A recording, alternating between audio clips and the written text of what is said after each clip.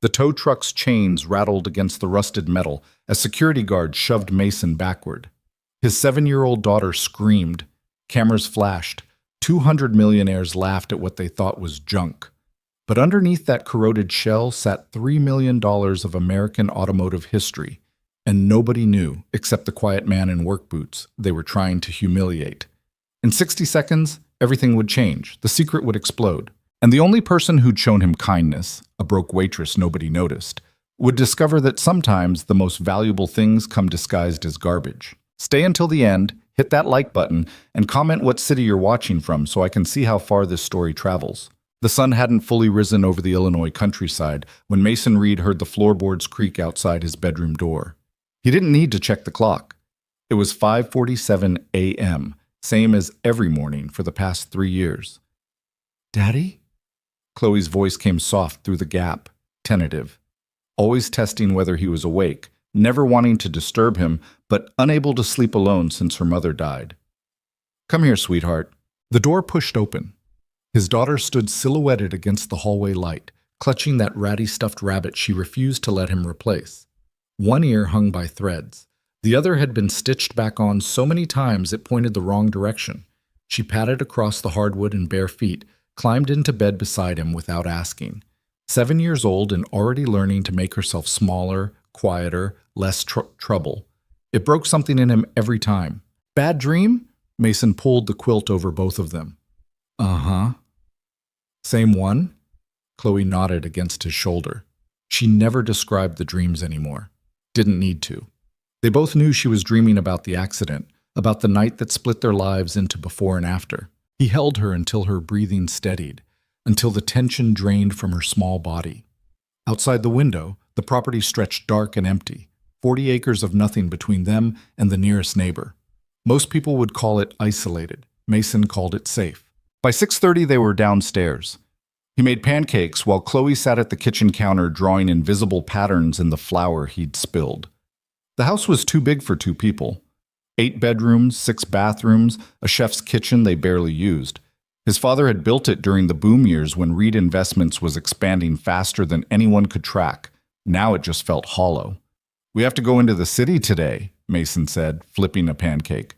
"There's an event. Classic cars." Chloe's face brightened. "Can we bring ours?" "That's the plan." "Even though it's ugly?" He smiled. "Especially because it's ugly." She didn't understand yet. Nobody did. That rusted heap sitting under a tarp behind the barn looked like something that should have been crushed for scrap metal 20 years ago. Paint peeled in strips. Chrome had oxidized to a dull brown. The interior was destroyed. Cracked leather, missing gauges, seats torn down to the springs. But Mason had recognized the chassis number the moment he'd seen it half buried in weeds at that farm estate auction. He'd paid $120 while other bidders laughed. Let them laugh. They didn't know what they were looking at. Underneath the rust and decay sat one of only 348 original 1965 Shelby Cobra, 427 ES ever built. With proper restoration, it was worth more than most people earned in a lifetime. Maybe $3 million. Maybe more if the right collector got desperate. He hadn't told anyone. Not his board of directors, not his financial advisors, not even his father. Especially not his father. The old man would have wanted to flip it immediately, turn it into another line item on a quarterly earnings report. But Mason didn't want to sell it. He wanted to restore it. Slowly. Carefully. Bring it back the right way, the way his grandfather had taught him before dementia took his memories. Back when they'd spent weekends in the garage together, the old man's hands still steady enough to teach a boy how to rebuild an engine from parts. Those were good memories. Mason didn't have many left. "Go get dressed," he told Chloe. "Something nice. It's a fancy event." She slid off the stool, started toward the stairs, then stopped. "Will there be other kids?" "Probably not." "Oh." He knew that particular flavor of disappointment. Chloe spent too much time alone, too isolated out here. Other children made her nervous now. She'd missed too much school after the accident, fallen behind socially in ways that didn't show on report cards. But the alternative was worse. In the city, people recognized him. Recognized the Reed name. They had opinions about his money, his choices, his dead wife. They wanted things from him. Access. Investments. Introductions. Out here, nobody wanted anything. By 8 o'clock, they were loading the Cobra onto a flatbed trailer Mason kept for hauling equipment. He'd covered the car with a weathered canvas tarp that had seen better years, deliberately ugly. He wanted it to look like something a farmer might use to protect a broken tractor. Chloe helped him secure the tie-downs, her small hands serious with concentration as she checked each buckle twice. She was good at details. Careful. Too careful for a 7-year-old. Daddy, why don't you buy a nice car to show people instead? What's wrong with this one? It's all rusty and broken. Things that look broken can still be valuable, Mason said. Sometimes they're more valuable than the shiny stuff. She considered this with the gravity children bring to philosophical questions. Like Mr. Turnip? He glanced at the stuffed rabbit tucked under her arm. Exactly like Mr. Turnip. The drive into Chicago took 90 minutes. Mason kept the truck at exactly the speed limit, staying in the right lane while faster traffic blew past. Chloe sat beside him reading a book about horses, occasionally pointing out things through the window. A red barn, a bunch of cows, a billboard advertising injury lawyers. As they got closer to the city, the landscape changed. Fields gave way to suburbs, suburbs to industrial parks to the dense urban sprawl that surrounded downtown. The event was being held at some converted warehouse space in the West Loop, one of those trendy areas where old meatpacking buildings got turned into event venues for people with too much money and not enough taste. Mason hated these things, but his assistant had insisted the charity was legitimate. They actually funded automotive trade schools for at-risk kids instead of just throwing galas and skimming the donations. And the organizers had personally invited him after someone on their board realized he'd made a substantial anonymous donation last year. So here he was, driving a rusted car to a luxury event where everyone would assume he was lost. The parking area was chaos when they arrived. Ferraris, Lamborghinis, a McLaren that probably cost more than most houses. Everything gleaming and perfect, arranged like jewelry on display while professional photographers worked the crowd. Mason backed his trailer into an empty spot near the loading entrance, deliberately away from the main showcase area. A woman in a headset immediately rushed over, clipboard in hand, stress radiating from her like heat shimmer. Sir, this is for registered vehicles only. If you're making a delivery, I'm registered, Mason Reed. She checked her list, frowned. Mr. Reed is supposed to arrive at the VIP entrance with... She looked up, actually saw him for the first time. Work boots, jeans, a flannel shirt that had been through the wash too many times. You're Mason Reed? That's right. Her expression shifted through several emotions too quickly to name. Confusion, doubt, growing horror as she realized she'd just been rude to someone important. I apologize, Mr. Reed. I didn't recognize. We were expecting... It's fine. Where do you want the car?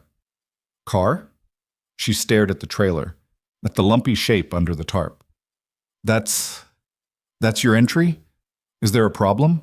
No, of course not. We have a specific area for the classic vehicles, and She was floundering now, trying to figure out how to handle something that clearly didn't fit the script. Let me get the event manager. She fled before Mason could respond. Chloe tugged his sleeve. Is something wrong? People get confused when things don't match their expectations, he said. It's not your fault or mine, just how people are. The event manager who appeared 5 minutes later was everything the first woman wasn't. Polished, confident, moving with the particular arrogance of someone who'd never been told no. Designer suit, expensive watch, hair that had seen a professional that morning. His name tag read Richard Castellano, event director. Mr. Reed. Richard's smile was practiced but didn't reach his eyes. We're so pleased you could join us. Though I have to admit there seems to be some confusion about your vehicle entry. No confusion. That's it. Mason nodded toward the trailer. Richard looked, really looked. His smile fractured. You're joking. Not joking. Mr. Reed, this is a prestigious showcase. We have 28 vehicles here collectively worth over $40 million. The photography alone cost us $18,000. We can't... He stopped, recalculated his approach. Perhaps you have another vehicle? Something more suitable for the caliber of event where this is what I brought.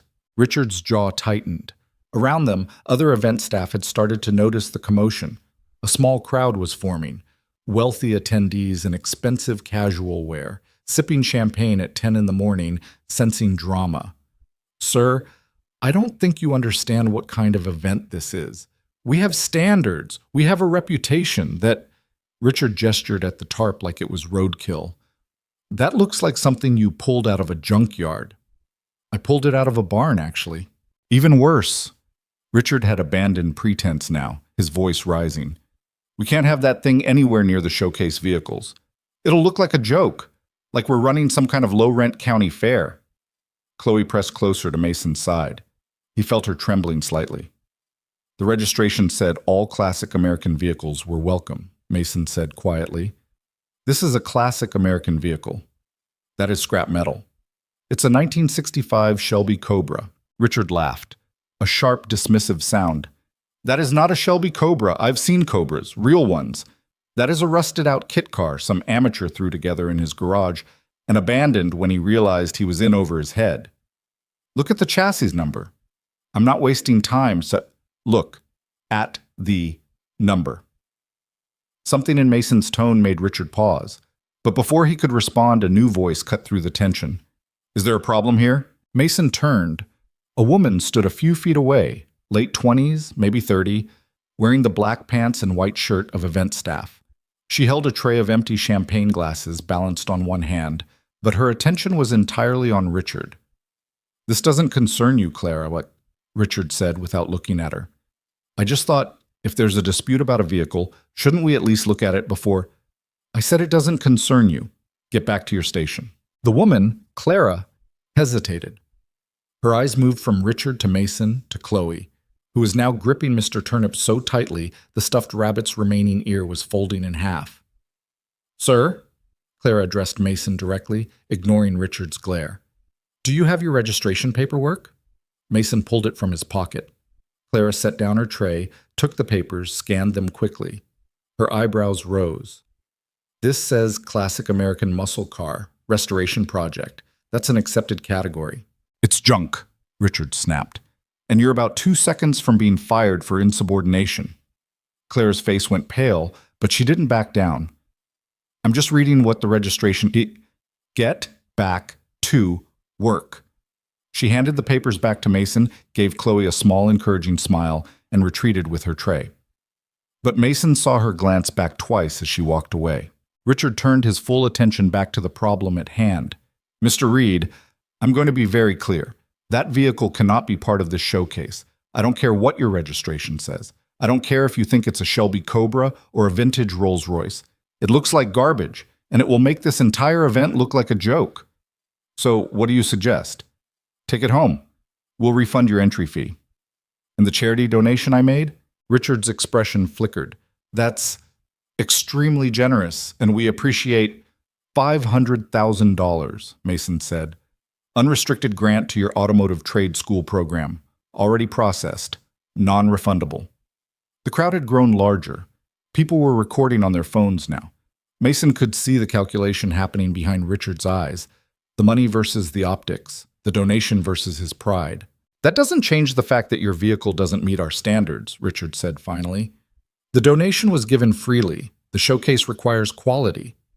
So you're refusing to display my car.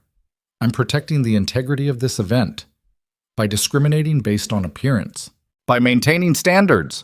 Richard was losing his composure now, voice rising to carry across the parking area.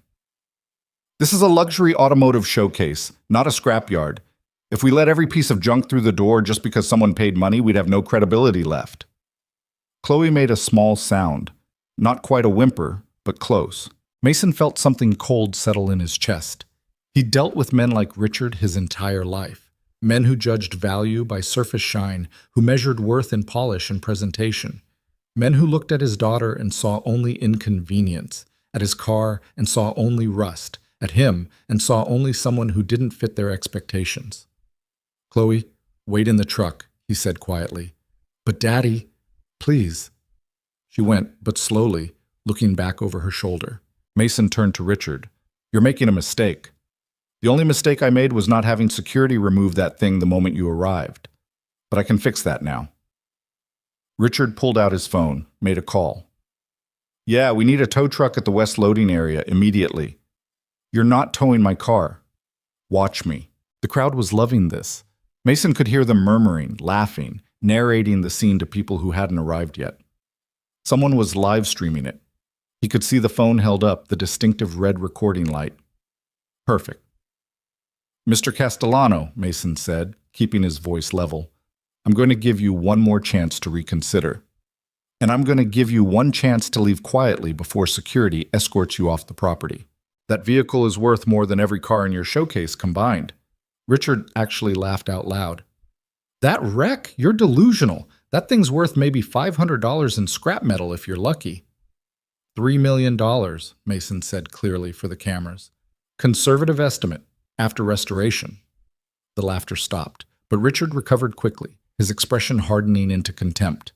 You're either lying or insane. Either way, you need to leave. A tow truck was already pulling into the parking area. Richard must have had it on standby, probably kept one around for exactly this kind of situation.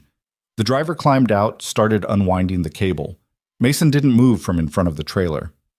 Sir, you need to step aside, the tow driver said. He sounded apologetic but firm. I'm not letting you take my car. Then we have a problem. Richard pushed forward. He's trespassing. Remove the vehicle and call the police if he interferes. The tow driver looked uncomfortable. I just tow cars, man. I don't want to be part of... You're being paid to do a job. Do it. Mason felt his phone buzz in his pocket. Probably his assistant, seeing the live stream, panicking. He ignored it. The tow driver hooked the cable to the trailer's tow point, started the winch. The trailer began to move. And that's when Chloe's voice carried across the parking lot, high and desperate and breaking. Please don't break my daddy's car. Everyone froze. She'd climbed out of the truck, was running toward them with Mr. Turnip clutched to her chest, tears streaming down her face. 7 years old and terrified and trying so hard to be brave. Please, she said again, looking up at Richard with those enormous eyes. Please don't take it. It's special. Daddy says it's special, even though it looks broken. The crowd had gone dead silent. Every camera was pointed at Chloe now. At this small child pleading with a grown man in a $1,000 suit, Richard's face had gone red. He was trapped, looking like a monster if he continued, looking weak if he backed down. His mouth opened, closed. Clara appeared out of nowhere, moving quickly across the parking area. She put herself between Chloe and the tow truck, one hand reaching down to rest gently on the child's shoulder. Hey, sweetie, she said softly. It's okay. Nobody's going to break anything. Yes, they are, Chloe's voice cracked. They're going to take Daddy's car and break it, and he'll be sad. I won't let them, Clara said. She looked up at the tow driver, then at Richard. You should stop, right now, before this gets any worse. You're fired, Richard said flatly. Then I'm fired. Stop the truck. The tow driver had already killed the winch. He was staring at Chloe with the expression of someone who just realized he was on the wrong side of history. Boss, I think maybe... You think what? That we should just let anyone bring whatever garbage they want because a kid is crying? This is a business. This is a child, Clara's voice rose, surprising even herself. And you're humiliating her father in front of 200 people over a car you haven't even looked at. I've seen enough. Have you checked the VIN? Have you had anyone who actually knows classic cars examine it, or are you just judging based on how it looks? Richard's jaw worked. It is junk. Then prove it, Clara said. You've got photographers here, media, collectors. Someone must know enough to verify what kind of car this actually is. If it's really just scrap, then fine. But if you're wrong, if there's even a chance you're wrong, you're making this entire event look ridiculous. For the first time, doubt flickered across Richard's face. The crowd was changing too. The laughter had died. Now people were whispering, looking uncomfortable. A few had lowered their phones. The optics were shifting fast. Rich event manager versus crying child. Arrogant city professional versus humble father. Richard clearly felt it too. Fine, he said through clenched teeth. Someone find me an expert who can verify this vehicle isn't worth my time. Already here. The voice came from the back of the crowd. People turned, parted. A man in his 60s pushed through, gray beard, leather jacket, moving with the particular confidence of someone who knew his business. Mason recognized him immediately.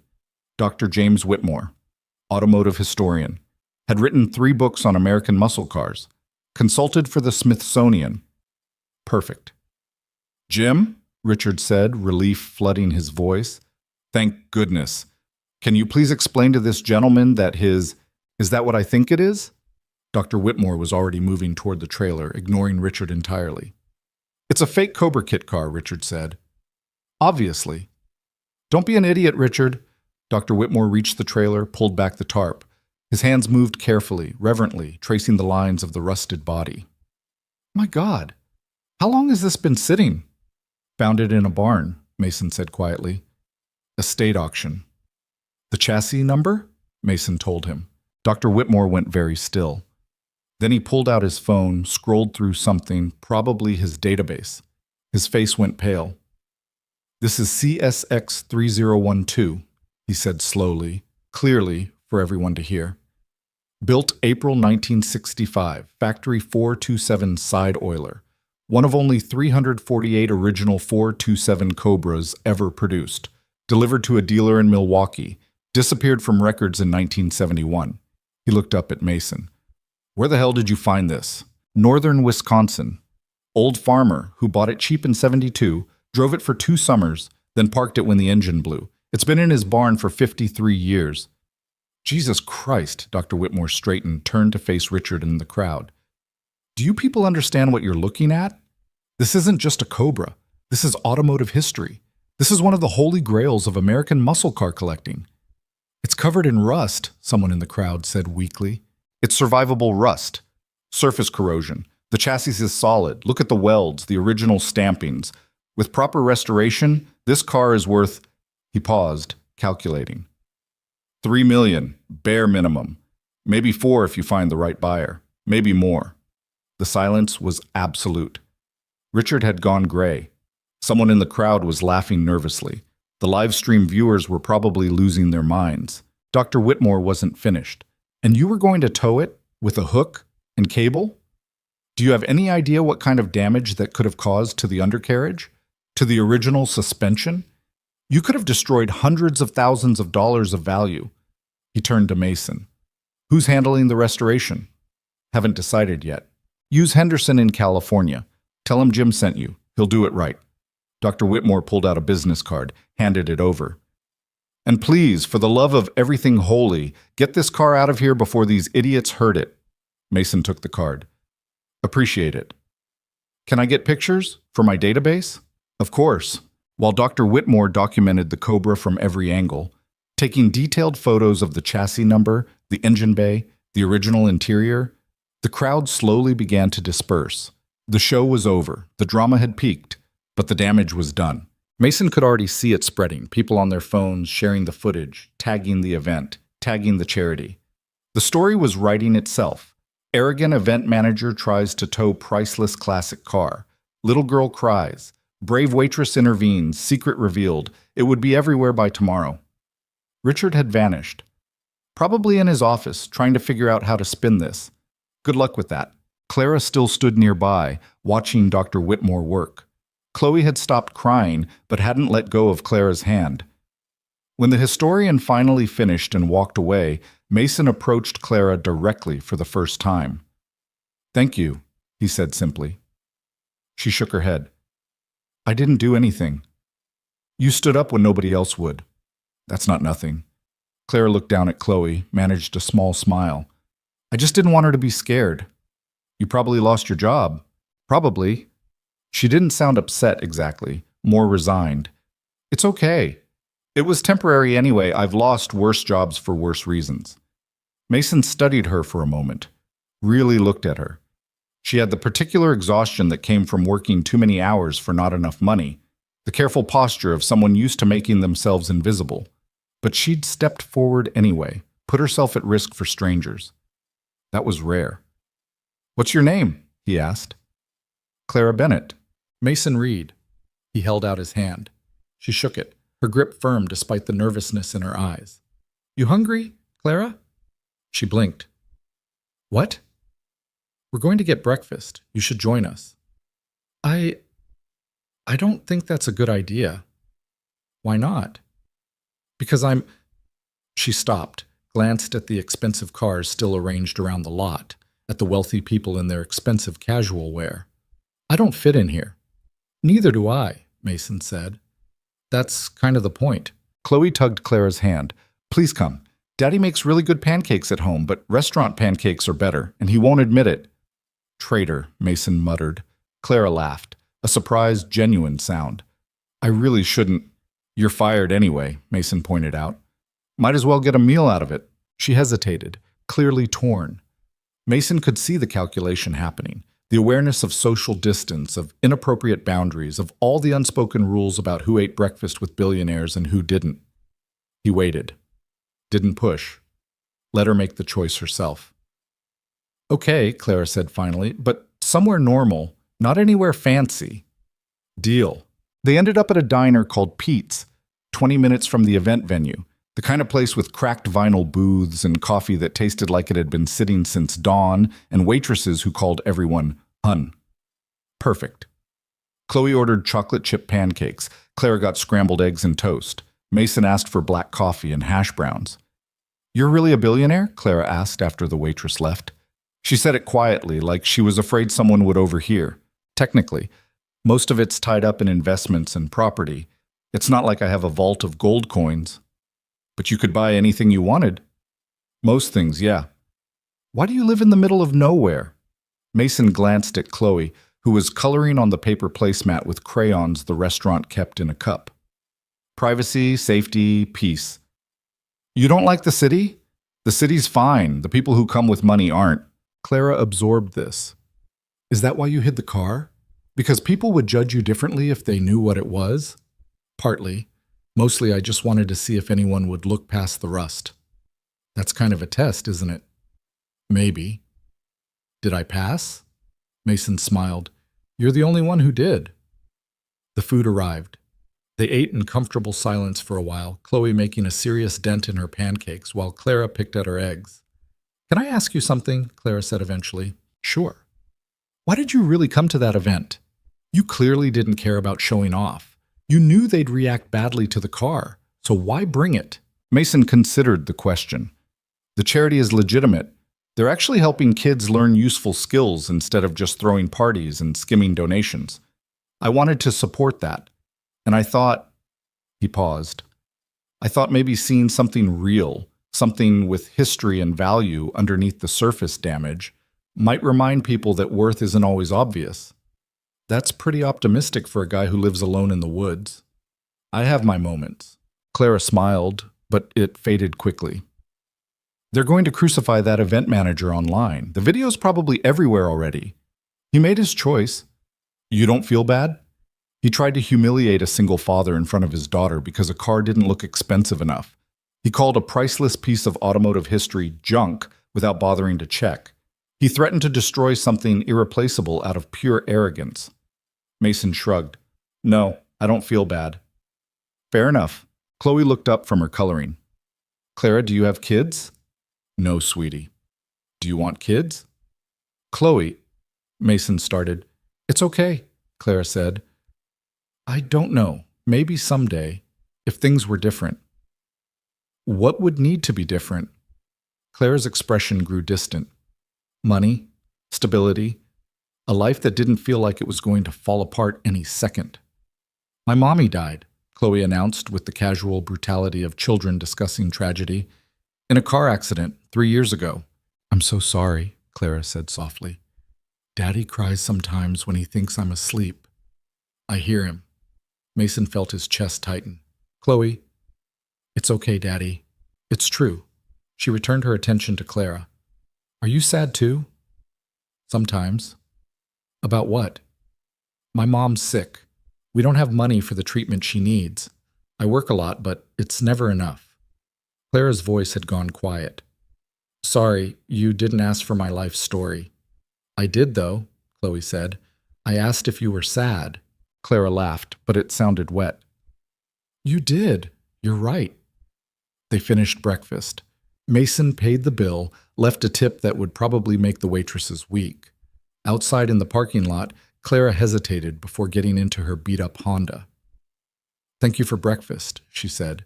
Thank you for standing up for Chloe. Anyone would have. They didn't, though. That's the point. Everyone else walked away. Clara looked down, uncomfortable with the praise. I should go. I need to start looking for another job. What kind of work do you do, besides catering events? Anything I can find, waitressing, mostly, some retail. I'm not really qualified for much else. Mason pulled out his wallet, extracted a business card. Call this number. Ask for Jennifer. Tell her I sent you. Clara took the card, read it. Reed Investments? We're always looking for good people. Jennifer runs HR. She'll find something that fits. I don't have a college degree. Neither did my grandfather, and he started the company. Jennifer will work with you. Just call. Clara stared at the card like it might bite her. I can't accept charity. It's not charity. It's hiring someone who showed integrity when it mattered. That's rare. I'm not in the habit of letting rare things slip away. She looked up at him, searching his face for something. Insincerity, maybe, or ulterior motives. Whatever she was looking for, she didn't seem to find it. Okay, she said finally. I'll call. Good. Chloe hugged Clara's legs suddenly, fiercely. Come visit us sometime. Daddy doesn't have friends, and it makes him sad. I have friends, Mason protested weakly. Name one. He couldn't. Clara was trying not to laugh. I'll visit, Clara promised. If your dad says it's okay. It's okay, Mason said. They drove home in the late afternoon light, the Cobra still secure on its trailer, Dr. Whitmore's card in Mason's pocket, Clara's phone number in his contacts. Chloe fell asleep somewhere past the suburbs, her head against the window, Mr. Turnip clutched tight. Mason drove and thought about the expression on Clara's face when she'd stepped between Chloe and the tow truck. The way she'd looked at his daughter, not with pity, but with recognition, like she understood what it felt like to be small and scared and at the mercy of people who didn't care. He thought about rust and value, and things that looked broken but weren't. By the time they pulled into the driveway, the sun was setting behind the barn, painting everything gold and amber. Mason carried Chloe inside, put her to bed still in her clothes. She barely stirred. Then he went back outside, stood in front of the Cobra while the last light faded from the sky. $3 million of history and craftsmanship hidden under a layer of oxidation and time. Dismissed as garbage by people who looked at surfaces instead of structures. He pulled the tarp back over it, secured the ties. Tomorrow he'd call Henderson in California, start the restoration process. It would take months, maybe a year. But he'd do it right. Bring it back the way it deserved. And maybe, if he was lucky, Clara would call Jennifer. Maybe something else could be restored too. Something that had been rusting for longer than any car. His phone buzzed. A message from his assistant. The video has 2 million views. Board wants a statement. Mason deleted the message, turned off his phone, and went inside to his empty house. In the kitchen, Chloe's drawings still covered the counter. Crayon sketches of horses and rainbows, and a stick figure family that included a mommy who wasn't there anymore. He cleaned them up carefully, saved them in the folder with all the others. Then he sat in the dark living room and thought about the future for the first time in 3 years. Clara stared at the business card for 3 days before she found the courage to dial the number. It sat on her kitchen counter next to the stack of overdue bills, electric, water, her mother's prescription copays. The card looked expensive, heavy stock paper, embossed lettering, the kind of thing people like her didn't usually hold unless they were cleaning someone's office. Reed Investments. A phone number. An address in downtown Chicago that she recognized from passing it on the bus. You should call, her mother said from the couch. Patricia Bennett was 53 but looked 70, her body wrecked by the kind of cancer that didn't care about health insurance or payment plans. She'd been on the couch for 2 months now, too weak to climb the stairs to her bedroom. I don't know, Mom. What's the worst that happens? They say no? They say yes, and then I mess it up. Clara filled a glass of water, brought it over with her mother's afternoon pills. I'm not qualified for whatever job they're offering. He wouldn't have given you the card if he didn't mean it. You don't know that. Rich people do weird things. Maybe he felt sorry for me. Patricia took her pills slowly, wincing. The girl you told me about, his daughter, she liked you. She's 7. 7-year-olds like everyone. You said she hugged you. Clara had said that. Had mentioned it maybe 5 times since breakfast at Pete's, actually, though she'd tried to sound casual about it. Something about that small body pressing against her legs, those thin arms wrapping tight, had lodged itself somewhere in her chest and wouldn't leave. "Just call," Patricia said. "What else are you going to do? Go back to Marco's and let him grab your ass every shift?" He doesn't. Clara stopped. He did. Marco absolutely did, and they both knew it, and she'd been putting up with it because she needed the money, and jobs that paid under the table didn't come with HR departments. She picked up the card again, turned it over. Nothing written on the back, just the smooth, expensive cardstock. "Okay," she said. "I'll call." She called the next morning after her mother fell back asleep. A professional voice answered on the second ring. "Reed Investments. How may I direct your call?" Claire's throat went dry. Hi. I'm looking for Jennifer, in HR. May I ask who's calling?" "Clara Bennett. Mason Reed told me to. Mr. Reed suggested I—" "One moment, please." Classical music filled the line. Clara counted her heartbeats. Got to 47 before someone picked up. "This is Jennifer Okoro." The voice was warm, efficient. "You're Clara?" "Yes, Mr. Reed said I should call about—" "I know exactly why you're calling. Mason messaged me Sunday night. Can you come in today?" "Today? Is that a problem?" Claire looked down at her clothes. Yoga pants with a hole in the knee, a t-shirt from a 5K she'd never actually run. "I'd need to change, and I'm not sure I have anything appropriate for— Business casual is fine. 2 o'clock work for you?" Yes, 2 o'clock. "Perfect. Ask for me at reception. We'll get you sorted." The line went dead before Clara could ask what sorted meant. She spent the next 3 hours trying on every piece of clothing she owned, rejecting each one. Too casual, too worn, too obviously cheap. Finally, she settled on black pants that were only slightly faded and a blue blouse she'd bought for her mother's last hospital visit. The bus downtown took 40 minutes. Clara spent the entire ride alternating between nausea and a strange, buzzing hope that felt dangerous. Reed Investments occupied floors 18 through 22 of a glass tower that probably cost more than her entire neighborhood. The lobby had actual marble floors, real plants that someone clearly watered, security guards in suits. Clara felt like an imposter the moment she walked through the revolving door. The receptionist was young, polished, wearing jewelry that Clara suspected was real gold. She smiled when Clara approached, professional but not unkind. "I'm here to see Jennifer Okoro," Clara said. "I have a 2 o'clock. "Name?" "Clara Bennett." The receptionist typed something, nodded. "Take the elevator to 20. Someone will meet you." The elevator was the kind that moved so smoothly you barely felt it.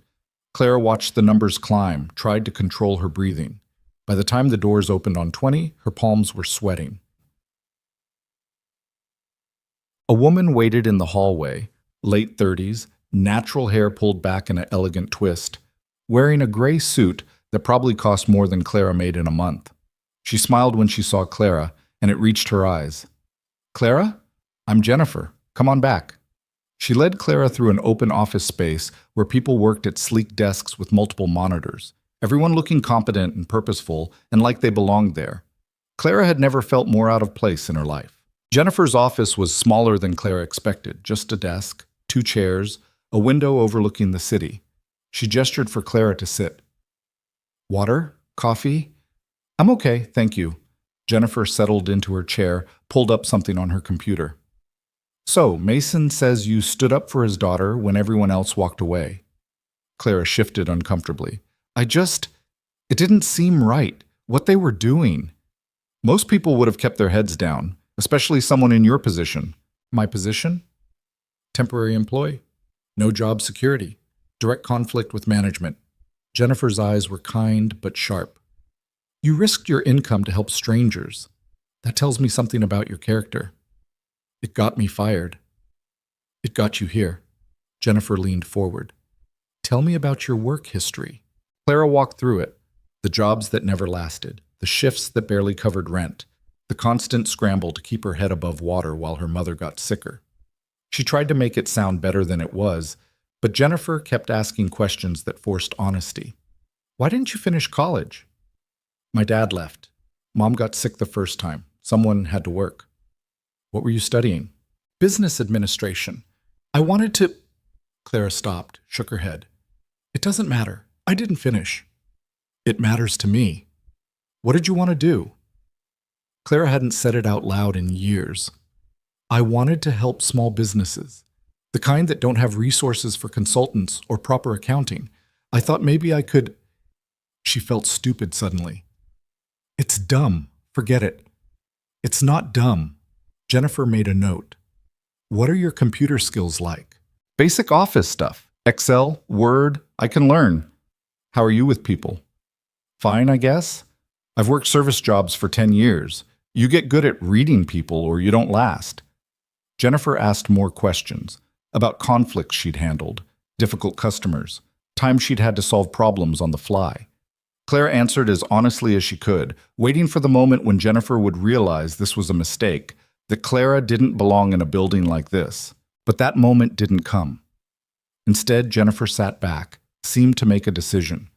I'm going to be straight with you. We have an opening in our community investment division. It's entry level, basically an administrative assistant with room to grow. You'd be supporting our team that works with small business grants and microloans. Clara's heart stuttered. That sounds like exactly what The pay is $45,000 to start. Health insurance, dental, vision, 4 weeks PTO. We also have an education assistance program if you want to finish your degree. The number hit Clara like a physical thing. $45,000. She currently made maybe 22 working 3 jobs. Health insurance meant her mother could see actual doctors instead of the urgent care clinic. PTO meant she could take her mom to chemo without losing shifts. I don't have a degree, Clara said weakly. I don't have experience in. You have 10 years of customer service, crisis management, and working under pressure. You stood up to a room full of wealthy assholes to protect a child. And Mason Reed, who doesn't trust easily, trusts you enough to send you here. Jennifer's smile was genuine. That's enough for me. I don't know what to say. Say yes. Start Monday. We'll handle the paperwork now. Clara's eyes were burning. She blinked hard, trying to keep it together. Yes, God, yes, thank you. Don't thank me. Do good work. That's all I ask. The paperwork took an hour. Direct deposit forms, tax documents, insurance selections that Clara read 3 times because she couldn't believe they were real. Jennifer walked her through everything patiently, never making her feel stupid for asking questions. When it was done, Jennifer handed her a folder with copies of everything. You'll start Monday at 8. Dress code is business casual. What you're wearing now is perfect. Your supervisor is Marcus Chen. He's good people. You'll like him. I still can't believe this is happening. Believe it. Jennifer stood, extended her hand. Clara shook it, still dazed. And Clara? Mason doesn't do favors. He invests in people he thinks are worth it. Don't prove him wrong. I won't. Clara floated through the rest of the day in a haze. She took the bus home, walked into the apartment, and just stood there for a moment looking at her mother on the couch.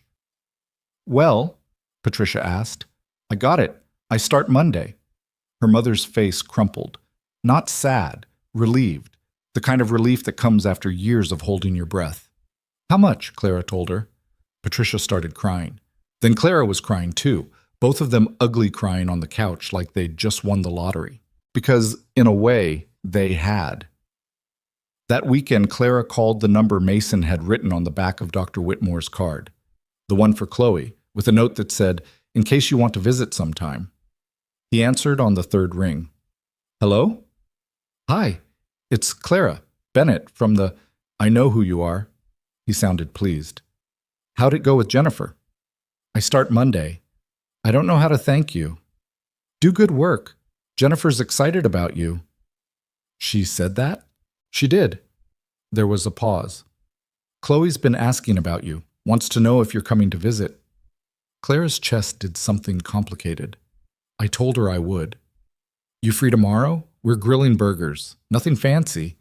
I wouldn't want to impose. Clara, you stood between my daughter and a tow truck. You can handle a backyard barbecue. She laughed despite herself. Okay, what time? Noon. I'll text you the address. Should I bring anything? Just yourself, and maybe low expectations for my cooking. Chloe's convinced I burn everything. I heard that.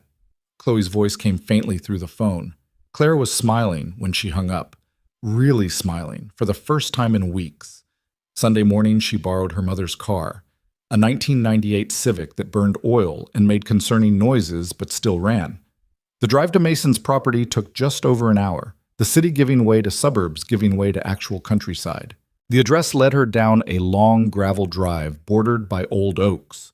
The house appeared through the trees, huge, beautiful, completely unexpected. Not ostentatious, just solid and well-built, the kind of place that had been there for generations. Clara suddenly felt underdressed in her jeans and t-shirt.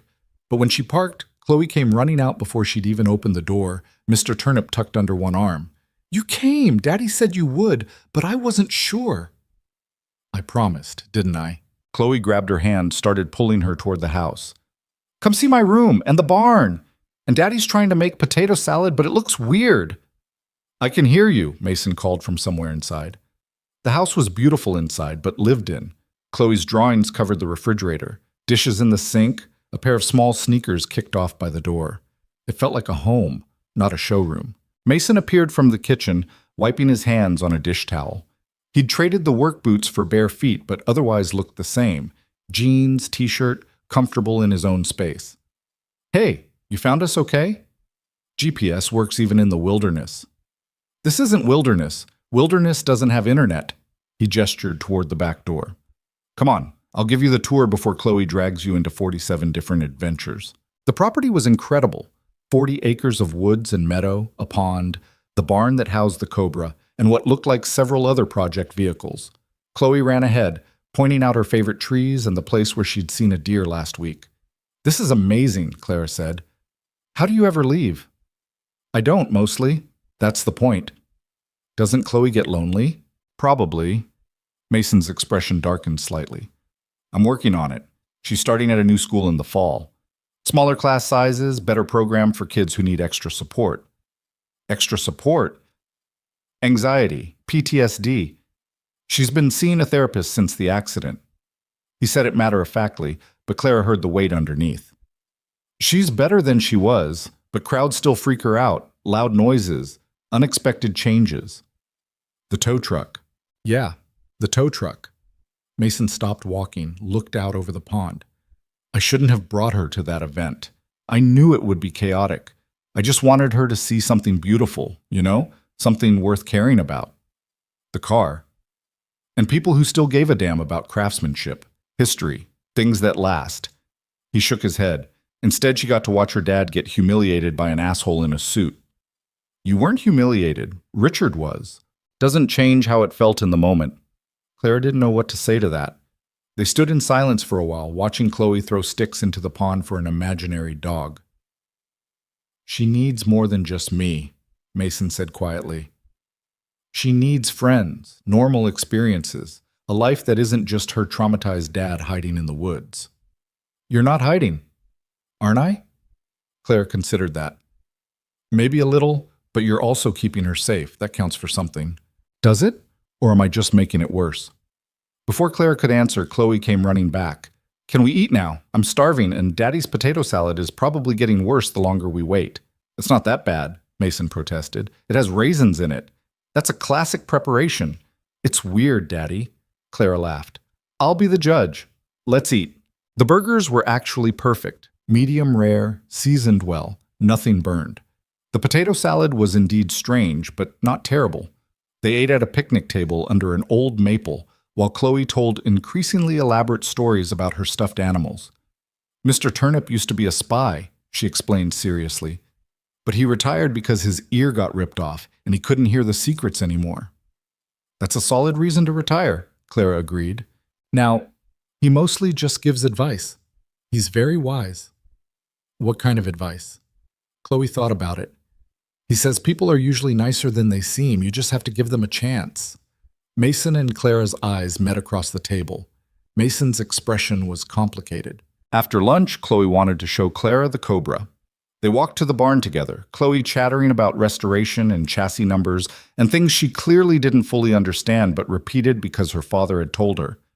The car sat under better lighting now, the tarp removed. It still looked rough, rust and decay and years of neglect. But Clara could see something else now, too. The lines underneath. the shape of something that had once been beautiful. Daddy's going to fix it, Chloe said. Make it shiny again. How long will that take? A year, maybe. Maybe more. Mason ran his hand along the edge of the doorframe. Can't rush good work. Why this car? Clara asked. Why not buy one that's already restored? Because nobody else wanted this one. Everyone saw junk, saw something not worth saving. He looked at her. I don't like leaving things behind just because they're damaged. Clara felt the words land somewhere deep. She turned away, pretended to examine a workbench covered in tools. Clara? Chloe's small voice. Are you okay? Yeah, sweetie, I'm good. They spent the rest of the afternoon in comfortable ease, walking the property, sitting by the pond, talking about nothing important. Chloe showed Clara her room, which was exactly what you'd expect from a 7-year-old girl who'd been given unlimited art supplies and no supervision. Drawings covered the walls. A dollhouse sat half-constructed in the corner. Books everywhere. This is amazing, Clara said. Daddy lets me decorate however I want. He says it's my space. That's nice of him. He's sad a lot, though. Chloe said it casually while rearranging her stuffed animals. He doesn't think I know, but I do. Clara didn't know how to respond to that. He smiles more when you're here, Chloe continued. I like that. Chloe, do you have a dad? The question caught Clara off guard. He left when I was 12. I don't really remember him much.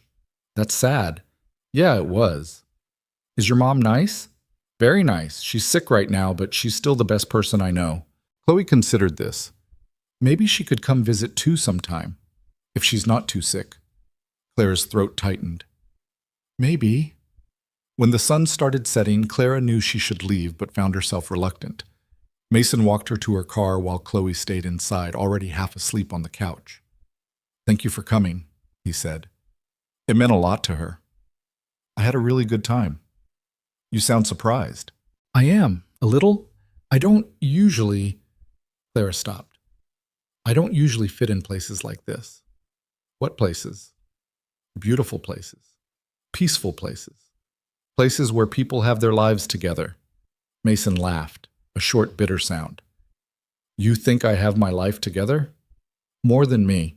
Clara, I'm a widower, raising a traumatized kid in the middle of nowhere because I'm too scared to face the world. I haven't dated in 3 years. My father thinks I'm wasting my potential.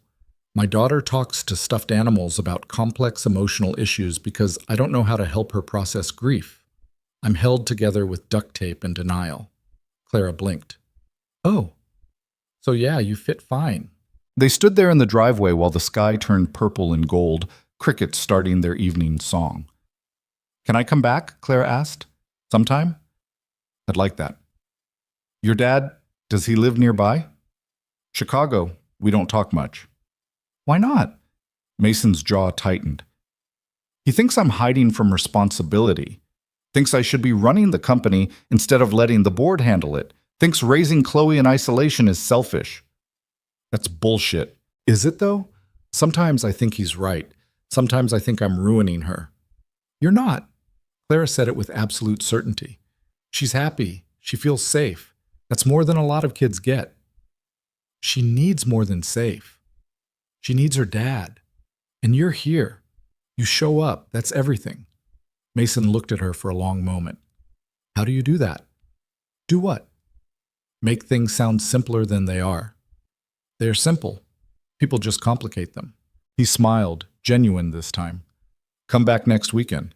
If you want. I want.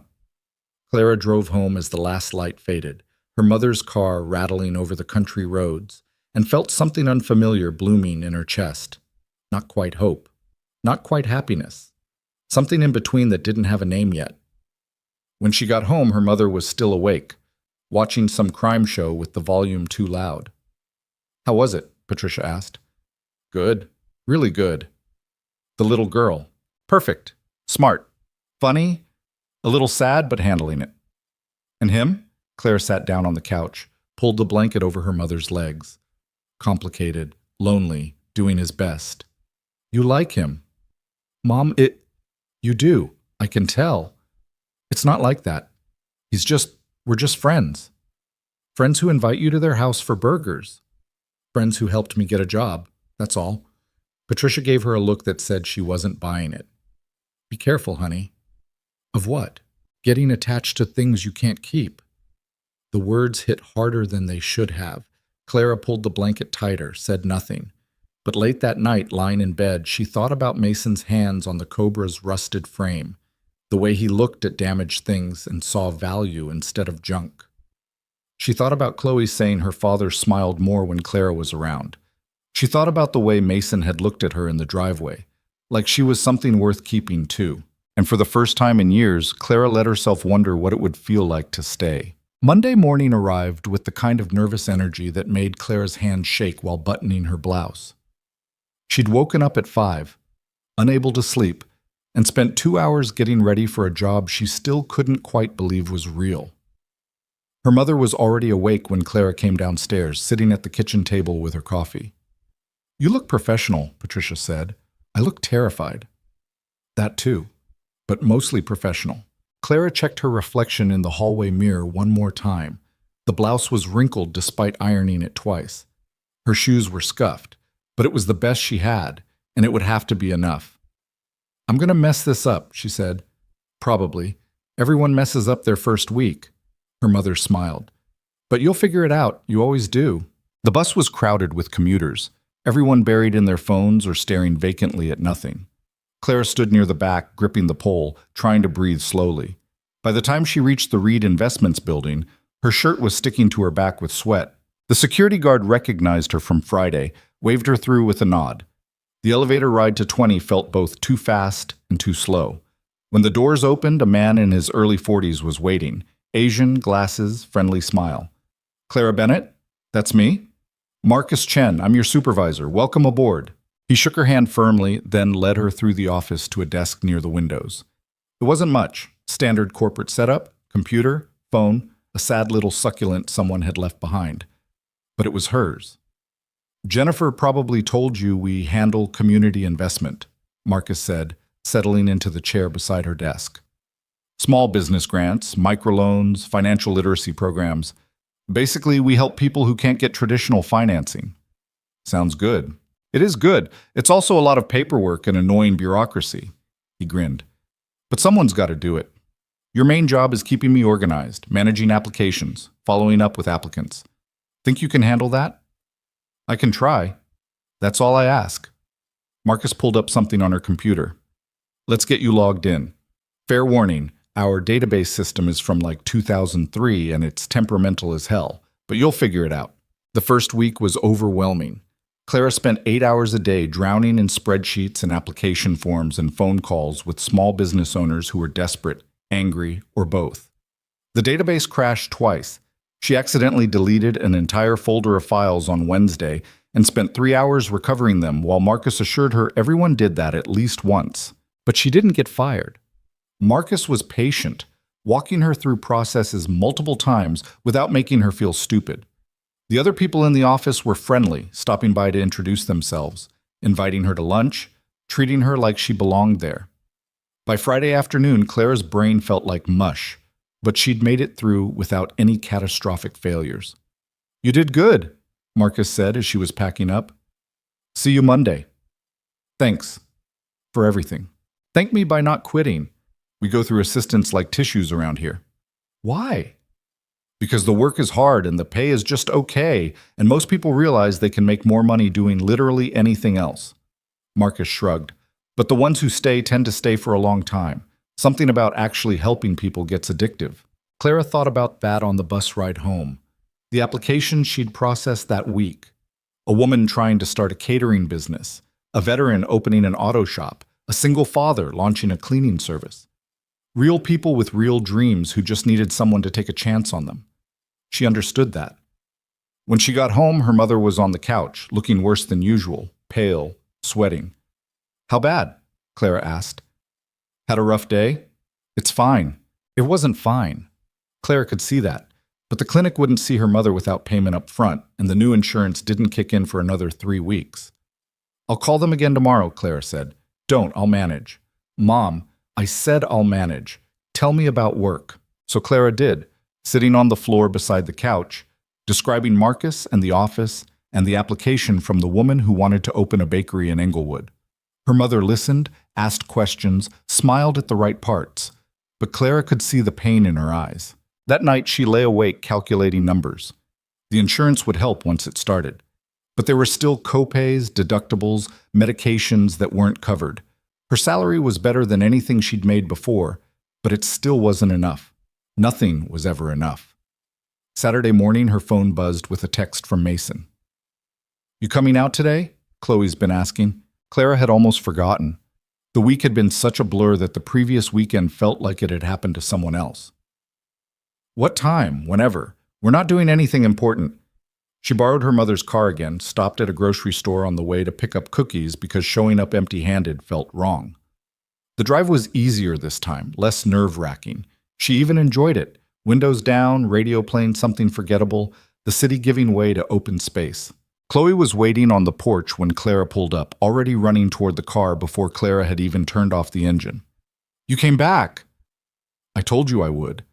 Adults say lots of things they don't mean. Daddy says it's called being polite. "Well, I meant it." Chloe grabbed her hand, started pulling her toward the house. "Guess what? The restoration guy called and he's coming next week to look at the car, and Daddy let me help pick out the new seat covers, even though he says I have terrible taste." "Your taste is fine," Mason called from inside. "It's just very pink." "Pink is a good color." "For race cars?" "For everything." Clara laughed, following Chloe through the front door. The house smelled like coffee and something baking. Mason appeared from the kitchen, flour on his shirt. "You're early."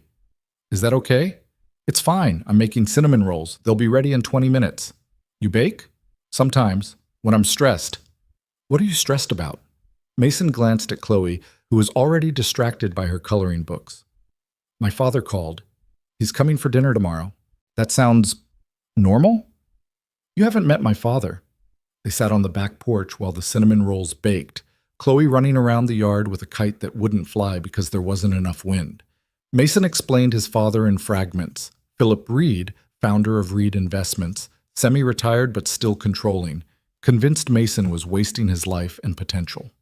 "He thinks I should be in the city," Mason said, "running board meetings, making deals, being visible." "What do you think?" "I think visibility is overrated. I think most of what passes for business is just ego and theater. I can do more good from here, making decisions that actually help people instead of just shareholders." "Does your dad understand that?" "My dad understands profit margins and market share. He doesn't understand why I choose to live like this when I could have anything." Clara watched Chloe trip over the kite string, get up laughing. "She seems happy here." "She is. That's what kills me. She's happy. She's healing. She's starting to trust the world again. But my father acts like I'm keeping her prisoner." "Are you worried he's right?" Mason was quiet for a long time. "Every single day." The cinnamon rolls were perfect, sweet, warm, exactly what Clara needed after the week she'd had. They ate them at the kitchen counter while Chloe described an elaborate fantasy involving Mr. Turnip saving the president from aliens. "The president of what?" Mason asked. "Of America, Daddy, obviously." "Why would aliens attack the president specifically?" "Because he has the nuclear codes. Everyone knows that." Clara tried not to laugh. Failed. After breakfast, Mason took them out to the barn to show Clara the restoration progress. He'd started cataloging every part, taking detailed photos, creating spreadsheets that tracked condition and replacement needs. "Henderson says it'll take at least 18 months, Mason said, running his hand along the Cobra's frame. "Maybe 2 years. Depends on parts availability." "That's a long time." "Good work takes time." He looked at her. "You can't rush fixing something that's been broken for 50 years. Clara felt the weight of that statement settle somewhere in her chest.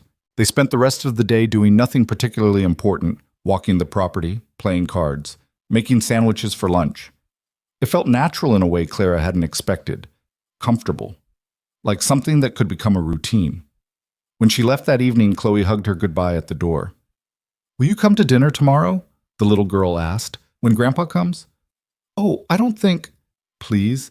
Grandpa's kind of scary and you make Daddy less nervous." Mason looked embarrassed. "You don't have to—" "I'll come," Clara heard herself say. "What time?" 6. And thank you. Mason said it quietly, just for her. Really?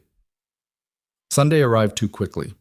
Clara spent the morning helping her mother with bills and medications, trying not to think about meeting Philip Reed. But by 4 o'clock, the anxiety had built to the point where her mother noticed. "What's wrong with you?" Patricia asked. "I'm having dinner with Mason's father."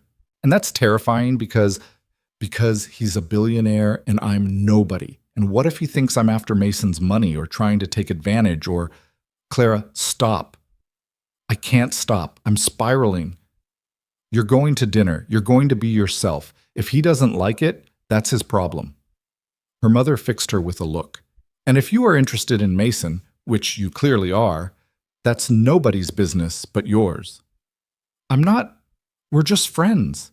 Keep telling yourself that. Clara changed clothes 3 times before settling on jeans and a nice sweater. Not too formal, not trying too hard. She hoped. The drive out felt longer than usual. By the time she pulled up to the house, there was already another car in the driveway, a black Mercedes that probably cost more than Clara would make in 5 years. Great. Philip Reed was exactly what she expected. Tall, silver-haired, expensive suit even on a Sunday, the kind of presence that filled a room. He was standing in the living room when Clara walked in, mid-sentence about something related to the stock market. Absolute disaster, and if the board doesn't see that, then they're more incompetent than I thought. He stopped when he saw Clara. Who's this? Clara Bennett, Mason said.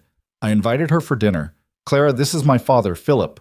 Philip's handshake was perfunctory, his eyes already assessing and dismissing her. Bennett, any relation to the Bennetts in Lake Forest? No, sir, South Side.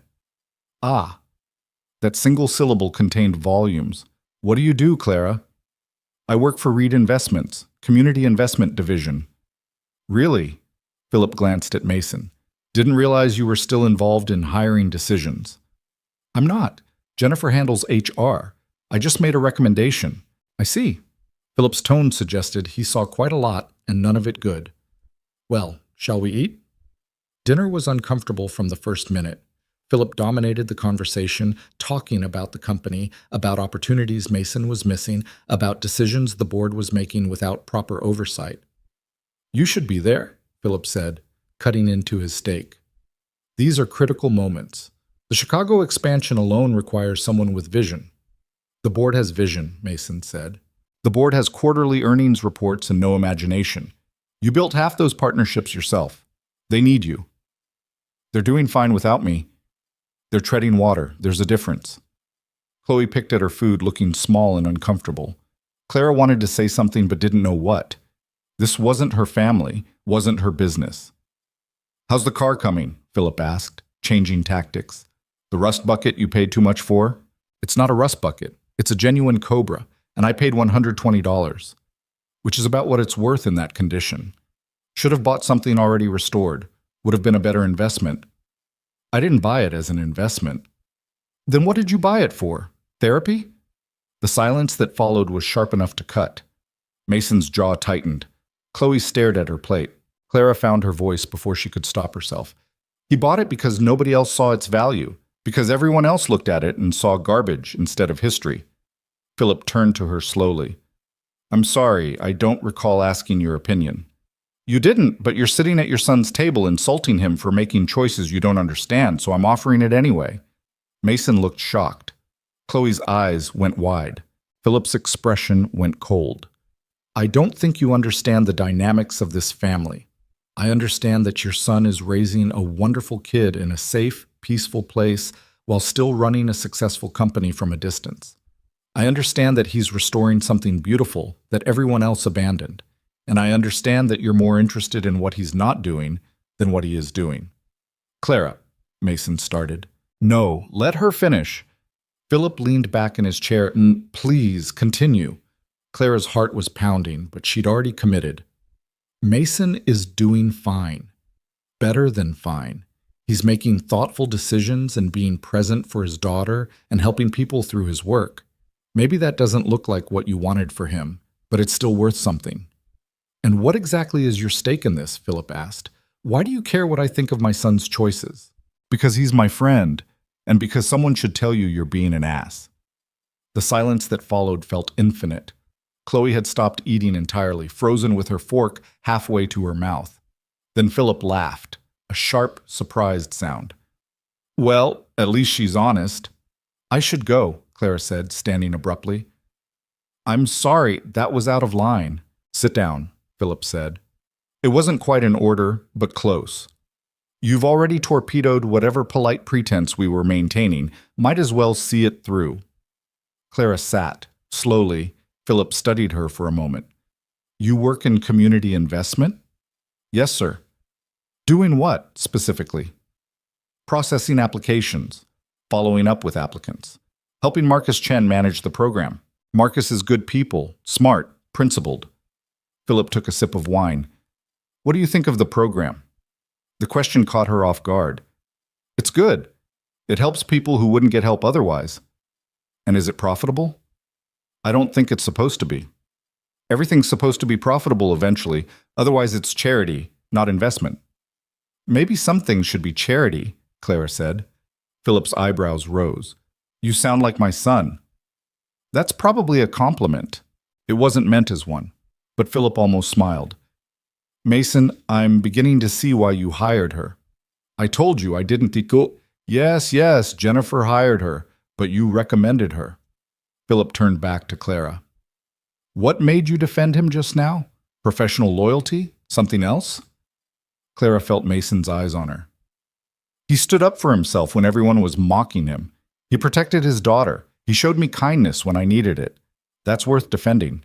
Interesting? Philip set down his fork, seemed to make a decision. All right, I'll back off. Dad, I mean it.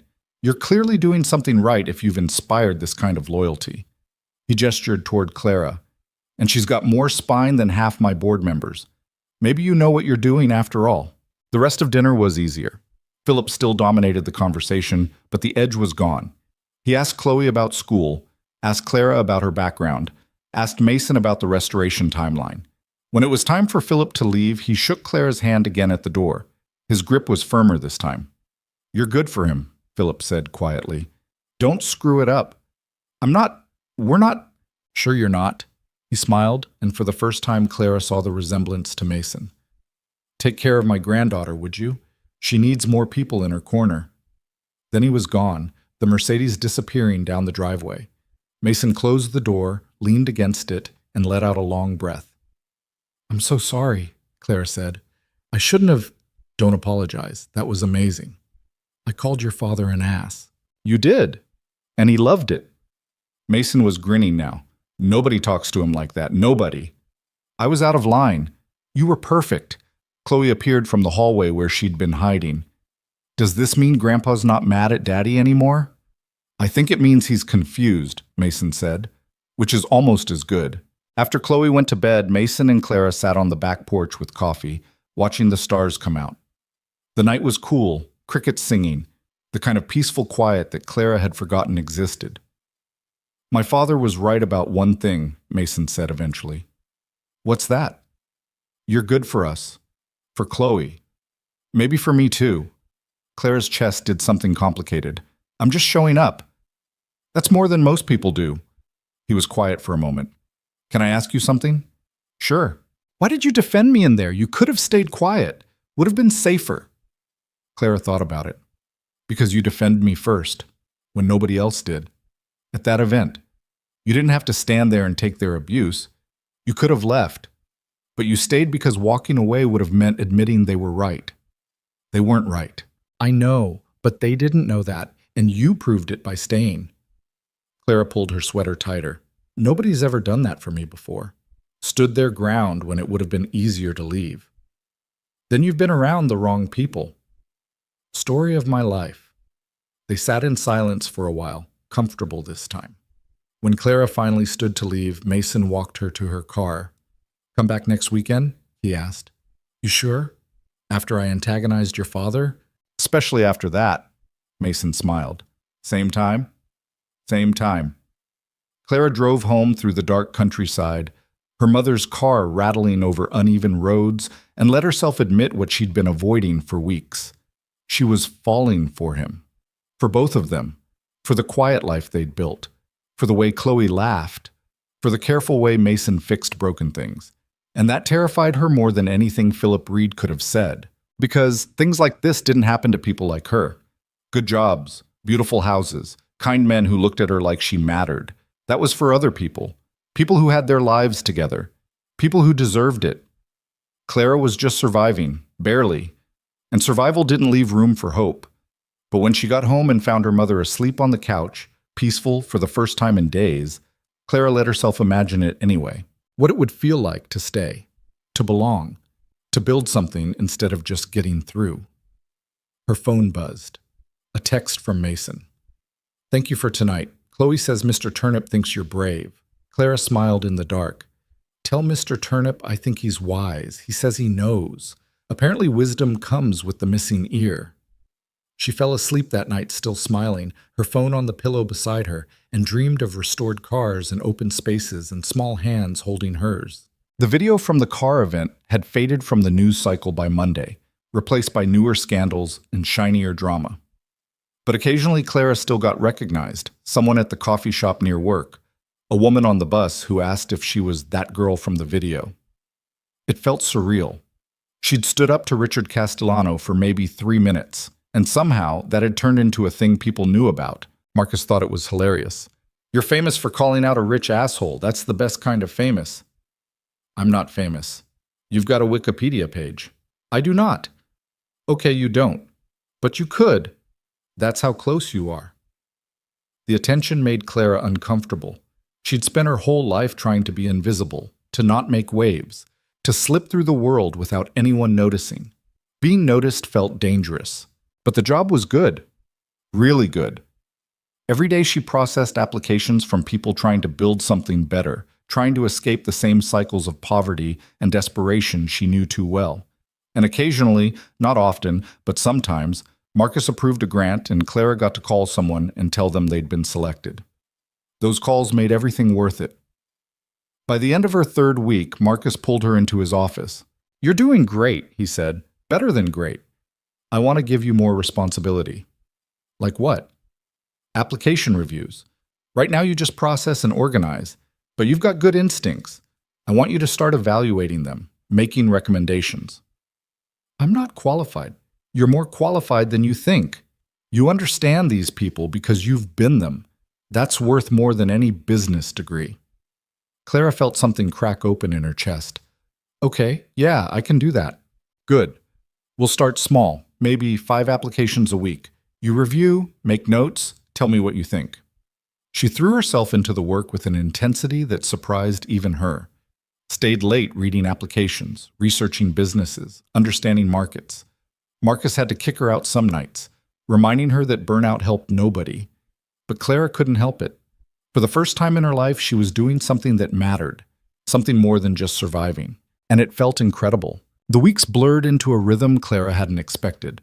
Work during the week, weekends at Mason's place, her life slowly splitting into 2 distinct pieces that didn't quite fit together yet. Monday through Friday, she was the professional, processing applications and making recommendations, earning Marcus's trust one evaluation at a time. Saturday and Sunday, she was someone else entirely. Someone who played board games with a 7-year-old and sat on porches watching the sunset over empty fields. Her mother noticed the change before Clara did. "You're different lately," Patricia said one evening in early October. They were watching some cooking show neither of them cared about, the volume low because her mother's headaches had gotten worse. "Different how?" "Lighter, like you're not carrying everything by yourself anymore." Clara didn't know what to say to that. It felt true and impossible at the same time. "It's the job," she said finally. "Having insurance? Stable income? It helps." "It's not just the job." Her mother's eyes were knowing. "It's him. Mom, you go out there every weekend. You come back smiling. Don't think I haven't noticed." Clara pulled the blanket higher over her mother's legs, avoiding eye contact. "We're friends, that's all. Friends who look at each other the way you two do." "What's that supposed to mean?" Patricia just smiled, tired but certain.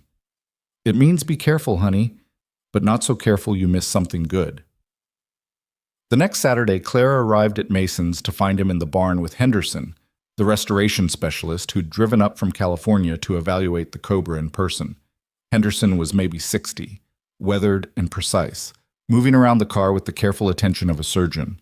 "This is incredible work," he was saying, running his fingers along a weld.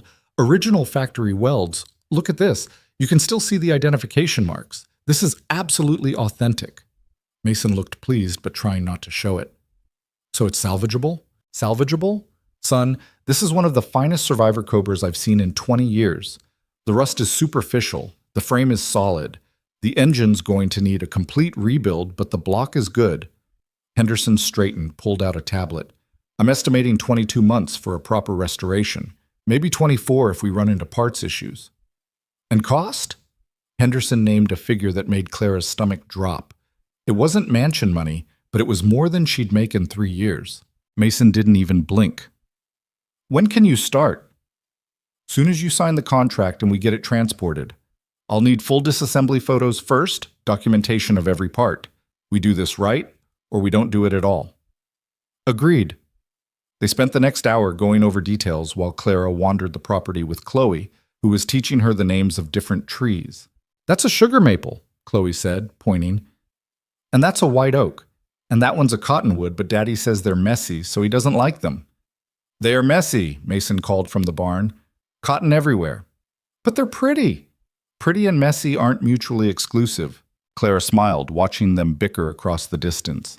This had become familiar, the easy back and forth, the way Chloe tested boundaries and Mason held them gently. It felt like watching something she'd never had herself, something she'd stopped believing existed outside of movies. After Henderson left, they made dinner together, pasta and salad and garlic bread that Chloe insisted on buttering herself. The kitchen was chaos, flour everywhere, Chloe getting more butter on the counter than the bread. But Mason didn't seem to mind. He just cleaned up behind her, patient and steady. "Can Clara stay for a movie?" Chloe asked through a mouthful of pasta. "Chew first, talk second." Chloe swallowed dramatically. "Can she?" Mason looked at Clara. "You have plans?" "Not really." "Then stay." They ended up on the couch watching some animated movie about talking animals that Clara lost the thread of after 20 minutes. Chloe fell asleep halfway through, curled against Clara's side, her breathing slow and even. Clara didn't move, afraid of waking her. Mason noticed. "You can shift her. She sleeps like the dead." "I'm okay." He studied her for a moment. "You're good with her." "She's an easy kid to be good with." "She wasn't always. After Sarah died." He stopped, the name hanging in the air between them. He almost never talked about his wife. "She was different, angry, scared. Wouldn't let anyone touch her for months." Clara looked down at the small girl sleeping against her shoulder. "What changed?" "Time, mostly. Therapy. Realizing the world wasn't going to hurt her again." Mason's voice went quiet. "And maybe me figuring out how to be present instead of just going through the motions." "You seem pretty present to me." "Now maybe. But the first year, I was a disaster, barely functional. If it wasn't for my assistant handling everything, the company would have collapsed. But you didn't let it." "I didn't have a choice." Chloe needed stability, needed to see that life could still work even when it felt broken. He rubbed his face. "Some days I'm still not sure I'm doing it right." "Nobody knows if they're doing it right. You just keep showing up and hope that's enough." Mason looked at her, something unreadable in his expression. "Is that what you do? Just keep showing up?" "It's all I know how to do. It's more than most people manage."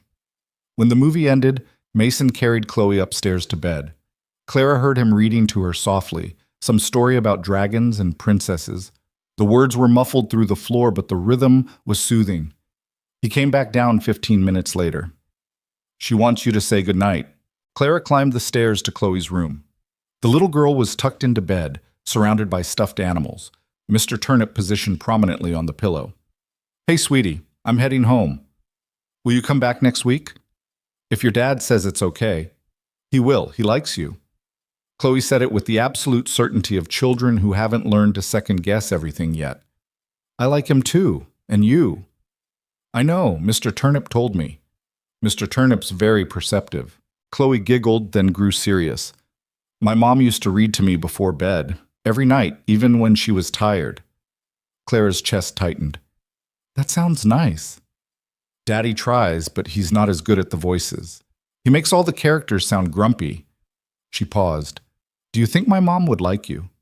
The question hit Clara like a physical thing. I don't know, sweetheart. I think she would. She liked people who were nice to Daddy when he was sad. Was he sad a lot?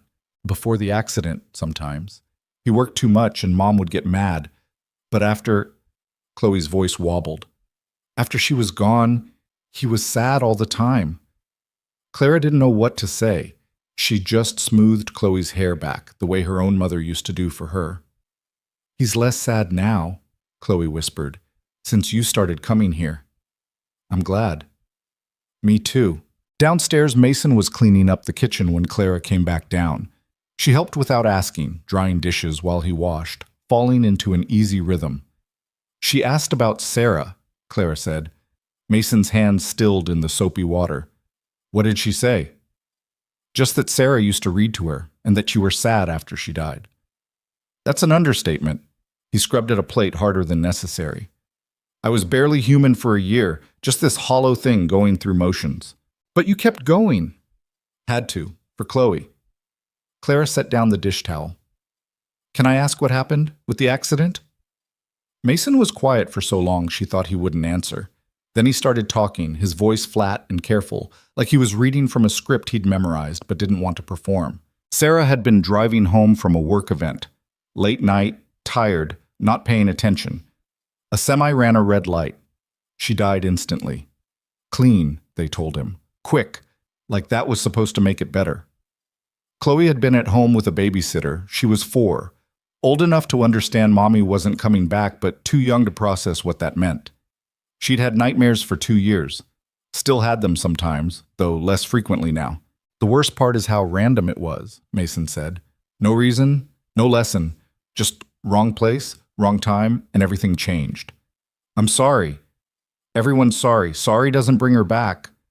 No, but it means something anyway. Mason finally looked at her, his eyes red-rimmed. Why are you here, Clara? What do you mean? You could be doing anything with your weekends, seeing friends, dating, living your life. Instead, you're driving 90 minutes to hang out with a widower and his traumatized kid. Why? Clara thought about lying, about deflecting. But Chloe's question was still echoing in her head. Would Sarah have liked her? And somehow that made honesty feel necessary. Because when I'm here, I remember what it feels like to want something beyond just survival. Because your daughter makes me laugh, and you make me feel like maybe I'm worth more than I thought.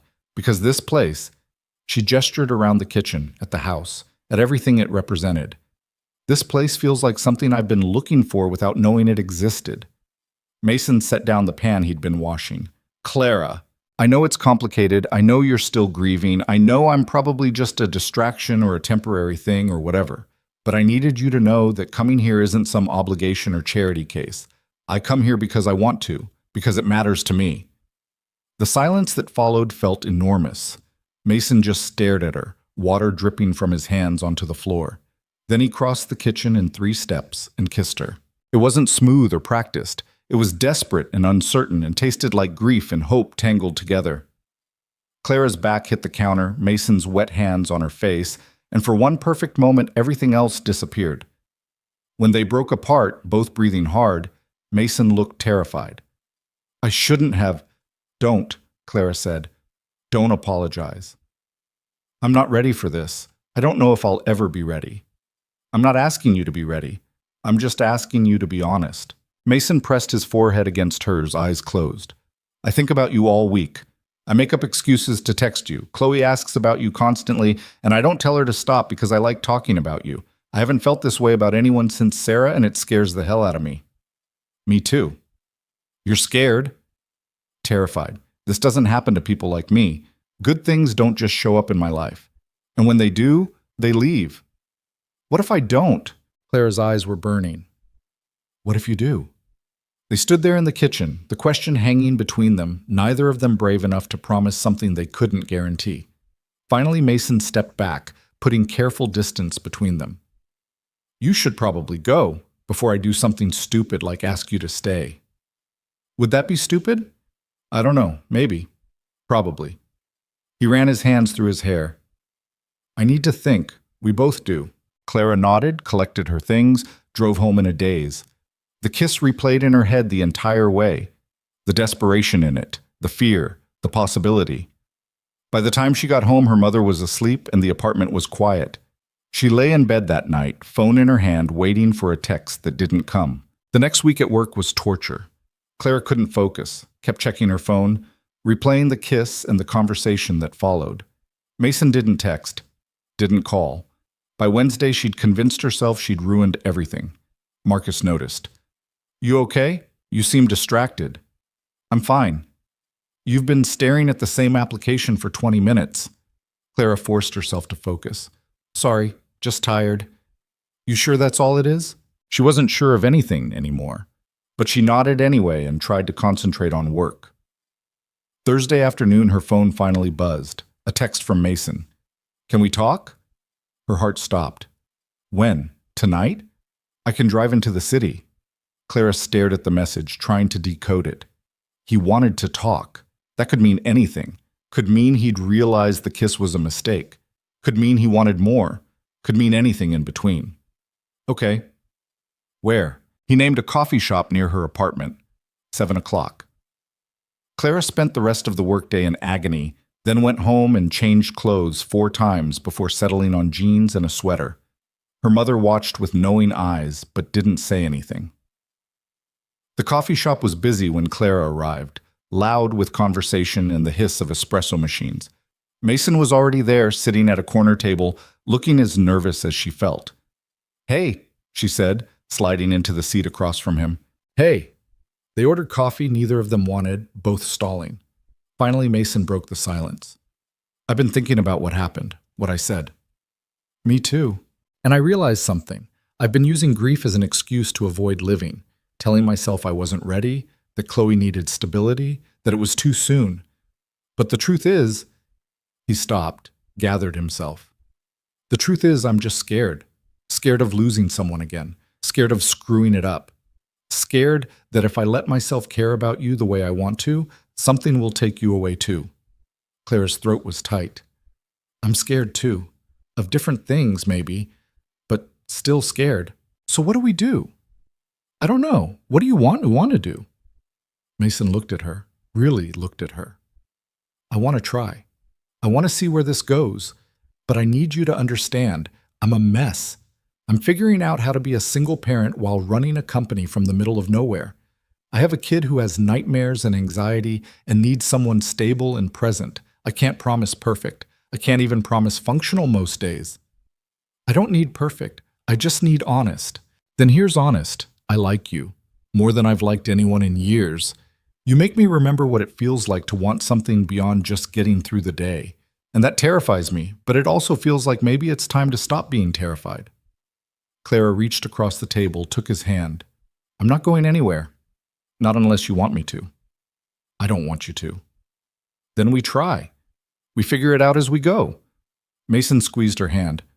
"That's simple." "Probably not. But we start there and see what happens."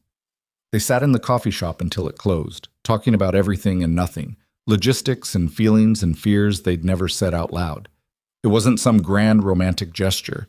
It was just 2 damaged people deciding to risk being damaged together. When Mason drove her home, he kissed her goodnight in the car, softer this time, less desperate, more like a promise. "See you Saturday?" he asked. "Wouldn't miss it." Clara watched him drive away, then went inside to find her mother still awake on the couch. "Well?" Patricia asked. "We're going to try, see what happens." Her mother smiled. "Good. You deserve something good." "Do I?" "Yes. Stop questioning it and just accept it." Clara sat beside her mother, pulled the blanket over both of them. "What if it doesn't work out?" "Then it doesn't, but at least you tried. That's more than most people do." The weeks that followed were strange and wonderful and terrifying all at once. Clara still came out every weekend, but things were different now. Mason would kiss her hello when she arrived, goodbye when she left. They held hands while walking the property, fell asleep on the couch together watching movies. Chloe adjusted faster than either of them expected. One night she climbed into bed between them during a movie and announced that this was better than before. "Better how?" Mason asked. Because now we're not sad all the time. We're like a family again. Mason and Clara exchanged a look over her head, both uncertain and hopeful. But it wasn't all smooth. Mason had bad days where he withdrew completely, lost in memories Clara couldn't access. Days where he'd apologize for not being present, for dragging her into his mess. Clara had her own struggles. Moments where the old fear crept back in, whispering that this was temporary, that she'd wake up and it would all be gone. She'd pull away without meaning to, defensive and scared. They fought sometimes. Not loud, explosive fights, but quiet ones that hurt worse. Arguments about Chloe's schedule, or Mason's father, or Clara's tendency to work too much. They were learning each other's sharp edges, figuring out where they fit and where they didn't. But they kept trying. In November, Mason invited Clara to Thanksgiving. His father would be there, he warned, some extended family. It would be chaotic and probably uncomfortable. Clara went anyway. Philip Reed greeted her with something approaching warmth, which Mason claimed was the closest his father got to approval. The extended family was polite but curious. Who was this woman Mason had brought? Where did she come from? What were her intentions? Clara handled it the way she handled everything, with quiet honesty and more backbone than people expected. By the end of the night, Philip pulled her aside in the kitchen. "You're good for him," he said. "Better than I expected." "Thank you." "That's a compliment. My son doesn't trust easily. The fact that he trusts you means something." Philip poured himself more wine. "Don't make me regret approving of you." "I'll do my best." That's all anyone can do. December arrived with the first real snow. Clara woke up one Saturday to a text from Mason with a photo attached. Chloe building a snowman. Mr. Turnip perched on top like a weird rabbit-shaped hat. She says you need to come help. The snowman needs a second opinion. Clara drove out through the snow, her mother's car struggling on the slick roads. When she arrived, Chloe was waiting with ammunition. The snowball fight that followed was chaos. Chloe and Clara against Mason, everyone soaked and freezing and laughing. They built 3 snowmen before finally retreating inside for hot chocolate. Clara sat on the couch, wrapped in a blanket, Chloe on one side and Mason on the other, and felt something settle in her chest. Not quite peace, not quite certainty, but something close. "This is nice," Chloe said sleepily. "Yeah," Mason agreed. "It really is." Clara didn't say anything, just held on to the moment, knowing it was fragile and temporary and possibly the best thing she'd ever had. That night after Chloe went to bed, Mason pulled Clara close on the couch. "I love you," he said quietly. "I know it's fast. I know it's complicated, but I need you to know." Clara's breath caught. "Mason, you don't have to say it back. I just needed to say it, because it's true, and I'm tired of being scared." Clara kissed him, tasting hot chocolate and snow and possibility. "I love you too, even though it's terrifying. Especially because it's terrifying." They fell asleep on the couch that night, tangled together under a blanket, and for the first time in years, both of them felt something that looked almost like hope. January brought news that changed everything, though not in the way Clara expected. Her mother collapsed on a Tuesday morning. Clara was at work, reviewing an application from a woman who wanted to open a bakery when her phone rang. A neighbor she barely knew, voice shaking, saying Patricia had fallen and wouldn't wake up. The ambulance ride felt endless. Clara sat beside her mother's unconscious body, holding a hand that felt too fragile, watching monitors beep and flash. The paramedic kept saying things Clara couldn't process, medical terms that meant nothing and everything. At the hospital, doctors used words like advanced and metastasized and weeks, not months. Clara heard them from very far away, like she was underwater and they were speaking from the surface. "We can make her comfortable," one doctor said. A woman, maybe 40, with kind eyes that Clara wanted to hate. "But there's no treatment at this stage. I'm so sorry." Clara called Mason from the hospital chapel, a small room with uncomfortable chairs and a box of tissues that looked used. Her voice didn't sound like her own. "She's dying. They said weeks. I'm coming. You don't have to, I'm already in the car." He arrived 2 hours later with Chloe, who'd insisted on coming despite Mason's protests. They found Clara in the waiting room, staring at nothing. Chloe climbed into her lap without asking permission, just wrapped her small arms around Clara's neck and held on. "I'm sorry your mom is sick," Chloe whispered. It's really scary when moms are sick. Clara started crying then, ugly crying that shook her whole body.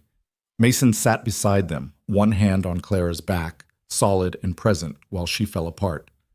They moved Patricia to hospice care 3 days later, a place that tried to look cheerful but just felt like a waiting room for death. Clara took a leave from work, spent every day in a chair beside her mother's bed, watching her fade in increments. Mason came every evening after putting Chloe to bed, bringing food Clara didn't eat and coffee she didn't drink. He didn't try to fix anything, just sat with her in the terrible silence. "You don't have to keep coming," Clara said one night. "This isn't your problem." "You're not a problem. Stop saying that." "I'm a mess. I'm falling apart. You should be protecting Chloe from this. Chloe knows people die. She's lived it. What I'm protecting her from is thinking you have to face things alone." Mason took her hand. "Let me be here. Please." Patricia had good days and bad days. On good days, she was lucid, cracking jokes about the terrible hospital food, asking about Mason and Chloe. On bad days, she didn't recognize Clara at all, lost in morphine dreams and distant memories. On one of the good days, she grabbed Clara's hand with surprising strength. "Don't waste time being scared," Patricia said. "I wasted too much time. Working jobs I hated, staying in a marriage that was killing me, putting off dreams because they felt impossible." Her eyes were fierce. "You got something good with that man. Don't sabotage it because you think you don't deserve it." "Mom, I mean it, Clara. Life's too short and too hard to turn away from the rare good things. You hear me?" "I hear you." "And stop visiting so much. You should be living, not watching me die." "I'm not leaving you alone." "I'm not alone. The nurses are here. That gossipy volunteer is here. You're wasting your life sitting in this chair." But Clara kept coming anyway, because leaving felt like giving up, and she wasn't ready to give up yet. Mason brought Chloe one Saturday afternoon. Patricia was having a good day, sitting up in bed, alert and present. "So you're the famous Chloe," Patricia said. Chloe nodded shyly, clutching Mr. Turnip. "Clara talks about you all the time, says you're smart and funny and have excellent taste in stuffed animals." "Mr. Turnip's very wise." "I can tell. He has the look of someone who's seen things." Patricia smiled, then looked at Mason. "And you? You taking care of my daughter?" "Trying to." "Good. She needs someone who'll stay. Her father didn't. Most men don't." Patricia's gaze was sharp despite the illness. "You planning to stick around?" "Yes, ma'am." "Even when it gets hard?" "Especially then." Patricia studied him for a long moment, then nodded. "Okay, I believe you." She turned to Clara. "Keep this one." After they left, Clara sat beside her mother's bed in the fading afternoon light. "You approve?" "Honey, my approval stopped mattering years ago. But yes, he's good people. So's his kid." "I'm scared, Mom." "Of what?" "That this is too good. That I'll mess it up. That he'll realize I'm not worth the trouble." "Clara Marie Bennett, you listen to me." Patricia's voice was weak but firm. "You have spent your entire life believing you're not enough, not smart enough, not successful enough, not worthy of good things. But that's bullshit. You're kind and brave and you show up even when it's hard. That's worth more than any amount of money or status." "I just..." No more self-doubt. You got a man who loves you and a little girl who adores you and a job where you help people. Stop waiting for it to be taken away and start accepting that maybe you built something real." Clara's eyes burned. "What if you're wrong?" "Then I'm wrong. But at least you'll have tried instead of running away from the first good thing that ever happened to you." Patricia died 2 weeks later, on a Wednesday morning while Clara was in the cafeteria getting coffee she didn't want. The nurse found her in the hallway, told her gently that her mother had passed peacefully, that she wasn't in pain anymore. Clara stood there holding a styrofoam cup of terrible coffee and felt nothing, just empty. Like someone had scooped out everything inside her and left a shell. She called Mason, didn't say anything, just breathed into the phone. "I'm on my way," he said. The funeral was small. A few of Patricia's old co-workers, some neighbors, Marcus and Jennifer from work. Mason stood beside Clara while they lowered the casket, Chloe on his other side holding Mr. Turnip like a talisman. Philip Reed showed up unexpectedly, paid his respects with surprising sincerity, then pressed an envelope into Clara's hand. "Your mother's medical bills. They're taken care of." Clara stared at the envelope. You didn't have to. I did. Nobody should start a new chapter drowning in debt from the old one. He squeezed her shoulder awkwardly. Besides, you make my son happy. That's worth something. After everyone left, Mason drove Clara back to the apartment she'd shared with her mother. The place felt haunted now, full of absence. I don't think I can stay here, Clara said, standing in the doorway. Then don't. Where am I supposed to go? Mason looked at her like the answer was obvious. Home. With us. Mason, I can't just... Why not? We have 8 bedrooms. Chloe wants you there. I want you there. He took her hands. Move in with us. Not because you have nowhere else to go, but because that's where you belong. Clara wanted to argue, to list all the reasons it was too fast, too much, too complicated. But she was so tired of being careful, of protecting herself from good things because she was afraid they'd disappear. Okay, she said. Yes, I'll come home. Moving into Mason's house was surreal. Clara had so few possessions that everything fit in her car: clothes, books, the handful of photos she'd salvaged from her mother's apartment. It seemed impossible that an entire life could condense into so little. Chloe helped her unpack, chattering excitedly about how they'd decorate the room together, how Clara could use the desk by the window, how Mr. Turnip approved of the arrangement. He says you make the house feel complete, Chloe announced seriously. Mr. Turnip said that? Well, I said it, but he agrees. That first night, Clara lay in bed in a room that was supposed to be hers now, in a house that was supposed to be home, and felt completely unmoored. Everything had changed so fast. Her mother was gone. Her apartment was gone. Her old life had dissolved, and this new one felt fragile and uncertain. She found Mason in the kitchen around midnight, making tea he probably wouldn't drink. Can't sleep? He asked. Everything feels wrong, like I'm wearing someone else's life. Give it time. Eventually it'll start feeling like yours. What if it doesn't? Mason set down his mug, pulled her close. Then we'll figure it out together. That's what we do now. We figure things out together. Clara buried her face in his shoulder and let herself believe him. The weeks that followed were an adjustment, learning the rhythms of the house, of Mason and Chloe's routines, figuring out where she fit in the ecosystem they'd built over 3 years of just the two of them. Some days it worked beautifully.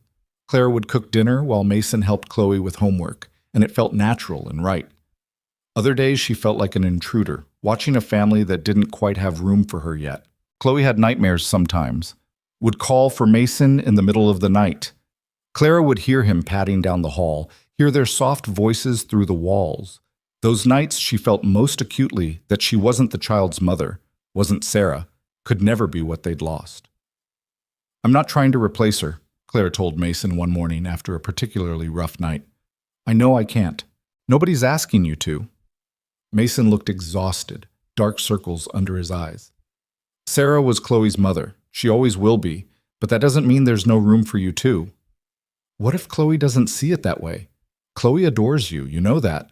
Now, sure, but what about later? What about when she's older and starts resenting me for not being Sarah? Mason took her face in his hands. What if she doesn't? What if she grows up grateful that she got to have 2 people in her life who loved her? Why do you always assume the worst possible outcome? Because that's usually what happens. Not this time. I won't let it. Work became Clara's anchor. Marcus had held her position despite the extended leave, welcomed her back without question. The applications kept coming, people trying to build something from nothing, hoping for a chance. Clara threw herself into evaluations with renewed intensity. Each approval felt like a small victory, proof that good things could happen, that risk could pay off. One application stood out, a woman named Teresa Santos who wanted to open a community center in a neighborhood that desperately needed one. The numbers were rough, the business plan ambitious to the point of delusion. By every metric, it should have been an automatic rejection. But something in Teresa's story resonated. Single mother, 3 kids, working 2 jobs while taking night classes. Trying to build something that would outlast her, that would help people the way she wished someone had helped her.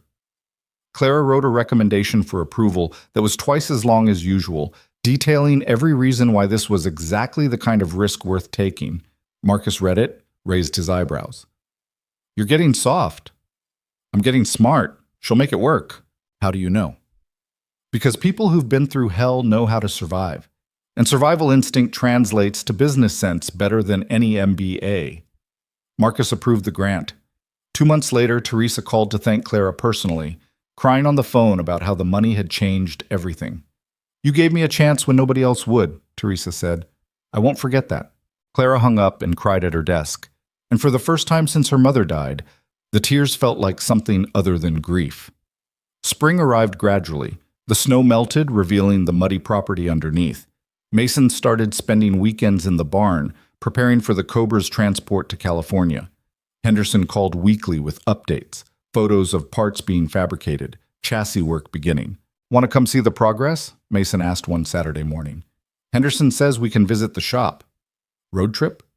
"Road trip, just you and me. Chloe's spending the weekend with my father." They drove to California over 2 days, stopping at cheap motels and diners that served breakfast all day. It felt like playing hooky from real life, like being teenagers instead of adults with responsibilities. Henderson's shop was incredible, a massive space filled with cars in various states of restoration, each one receiving meticulous attention. The Cobra sat in the center bay, partially disassembled, its bones exposed. "This is extraordinary work," Henderson said, walking them around the car. "The frame is even better than I thought. We're going to bring this back better than factory original." Mason ran his hand along the exposed chassis, his expression reverent. Clara watched him, saw the joy in his face, and understood why the car mattered so much. "It's not about the money," she said later, as they drove back to the hotel. "What?" "The Cobra. It was never about what it's worth. It's about taking something everyone else gave up on and proving they were wrong." Mason glanced at her, something soft in his expression. "Yeah, that's exactly it." Is that what you saw in me? Something broken that needed fixing? No, I saw someone who'd been told she was worthless so many times she believed it, and I wanted to prove everyone wrong, including you. Claire's throat tightened. Did you? I don't know, did I? She thought about the job, the house, the family she was building, about the way Chloe hugged her goodnight and Mason kissed her good morning, and Marcus trusted her judgment on applications that could change people's lives. Yeah, she said. I think you did. By summer, the house felt like home. Clara had claimed the desk by the window, had her own coffee mug in the cabinet, had memorized which floorboards creaked and which burner on the stove ran hot. She and Chloe had planted a vegetable garden that was struggling but alive. Mason had started teaching Clara about car restoration, patient with her ignorance, delighted when she understood something. They fought sometimes, about stupid things usually, dishes left in the sink, Chloe's bedtime, how much time Mason spent working. But they'd learned to fight fair, to say sorry when they meant it, to not let anger fester. One evening in July, Philip came for dinner unannounced. He did that sometimes now, showing up with expensive wine and unsolicited advice, staying for hours because he was lonely, even if he'd never admit it. The board wants you back, Philip said over dessert. Full time, in the city. Mason's jaw tightened. No. At least consider it. I said no. You're wasting your potential hiding out here. I'm not hiding. I'm choosing. There's a difference. Mason set down his fork. I'm running a company that does good work while raising my daughter in a place where she feels safe. That's not wasting anything. Philip looked like he wanted to argue, but then Chloe spoke up. Grandpa, do you know Clara helped 73 people start businesses this year? Philip blinked. What? 73. I counted. She has a list on the refrigerator. Chloe said it with absolute pride. That's more than the whole board probably helped. Philip looked at Clara, who was trying not to laugh. Is that true? 76, actually. 3 got approved last week. Doing what? Clara listed some of them. The bakery in Englewood, the auto shop on the south side, Teresa's community center. Real businesses helping real people, most of which wouldn't exist without the grants program. Philip listened, expression unreadable. When she finished, he raised his wine glass. To doing good work in unexpected ways. Mason looked shocked. Clara just smiled and clinked her glass against Philip's. After dinner, Philip pulled Clara aside on the porch. You're good for him, he said. Better than I expected. You've said that before. I'm saying it again because it's still true. He's happier than I've seen him in years. Chloe's thriving. The company's doing well. Philip paused. And you're doing meaningful work. That matters. Thank you. Don't thank me. Just keep doing it. He hesitated. And for what it's worth, Patricia would be proud of you. Claire's eyes burned. You barely knew her. I knew enough. She was a fighter. Raised you to be one too. Philip squeezed her shoulder. That's worth something. August brought news that the Cobra restoration was nearly complete. Henderson sent photos that made Mason nearly drop his phone. Gleaming blue paint, perfect chrome, interior restored to factory specifications. It's beautiful, Clara said, looking over his shoulder. It's perfect. When does it come home? Next month, September 15th. Mason had been planning a private unveiling, just family, but word got out somehow, probably through Philip, who'd never met a networking opportunity he didn't exploit. By the time September arrived, there were requests from collectors, automotive journalists, even the museum that had hosted the original disaster of an event. We don't have to do anything public, Clara said. Tell them all no. But Mason surprised her. Actually, I want to. One event, properly done. Show people what the car became. Are you sure? I'm sure, but only if you're there with me. The event was held at the house, on the property. Mason hired professional planners, proper photographers, created something elegant and understated. Collectors came from across the country. Automotive historians documented everything. Press coverage was extensive but respectful. The Cobra sat in the barn under a cover, waiting. When Mason finally pulled the cover away, the crowd gasped.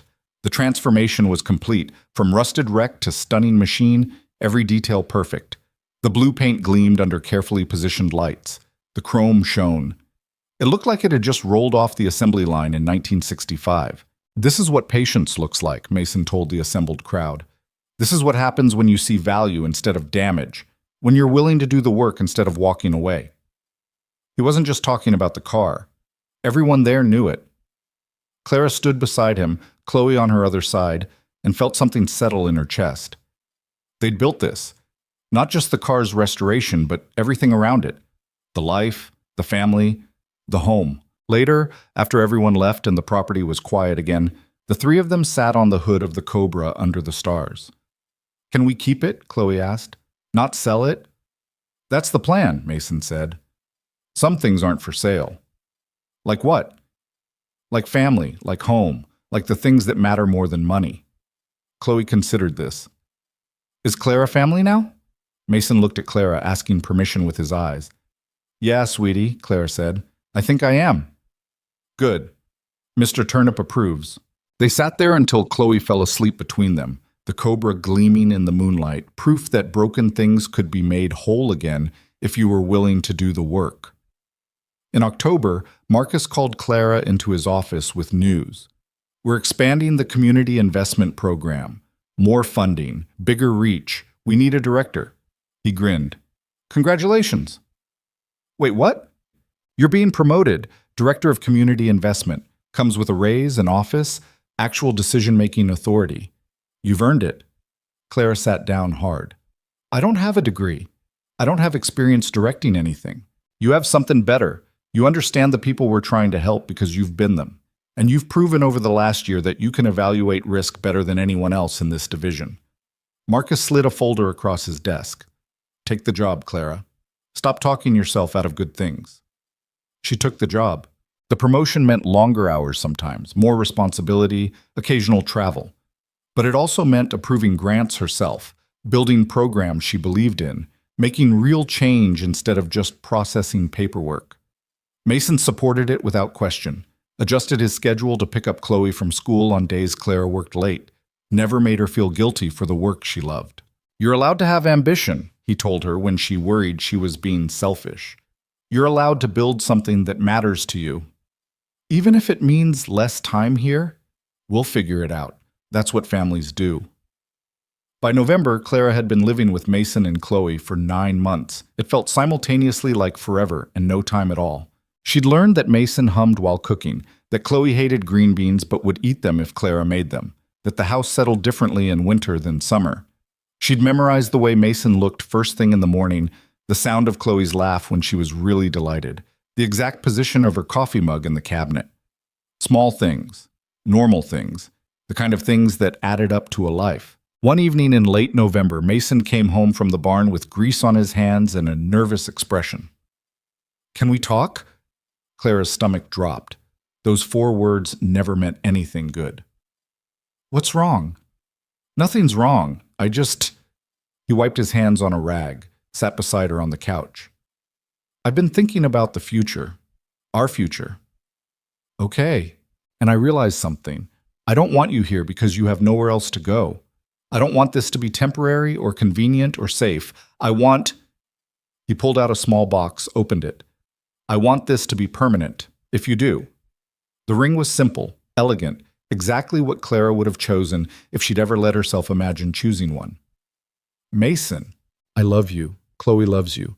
This house feels empty when you're gone and complete when you're here. I know it's only been a year. I know we're still figuring things out. But I also know I want to spend the rest of my life figuring things out with you. Clara's eyes were burning.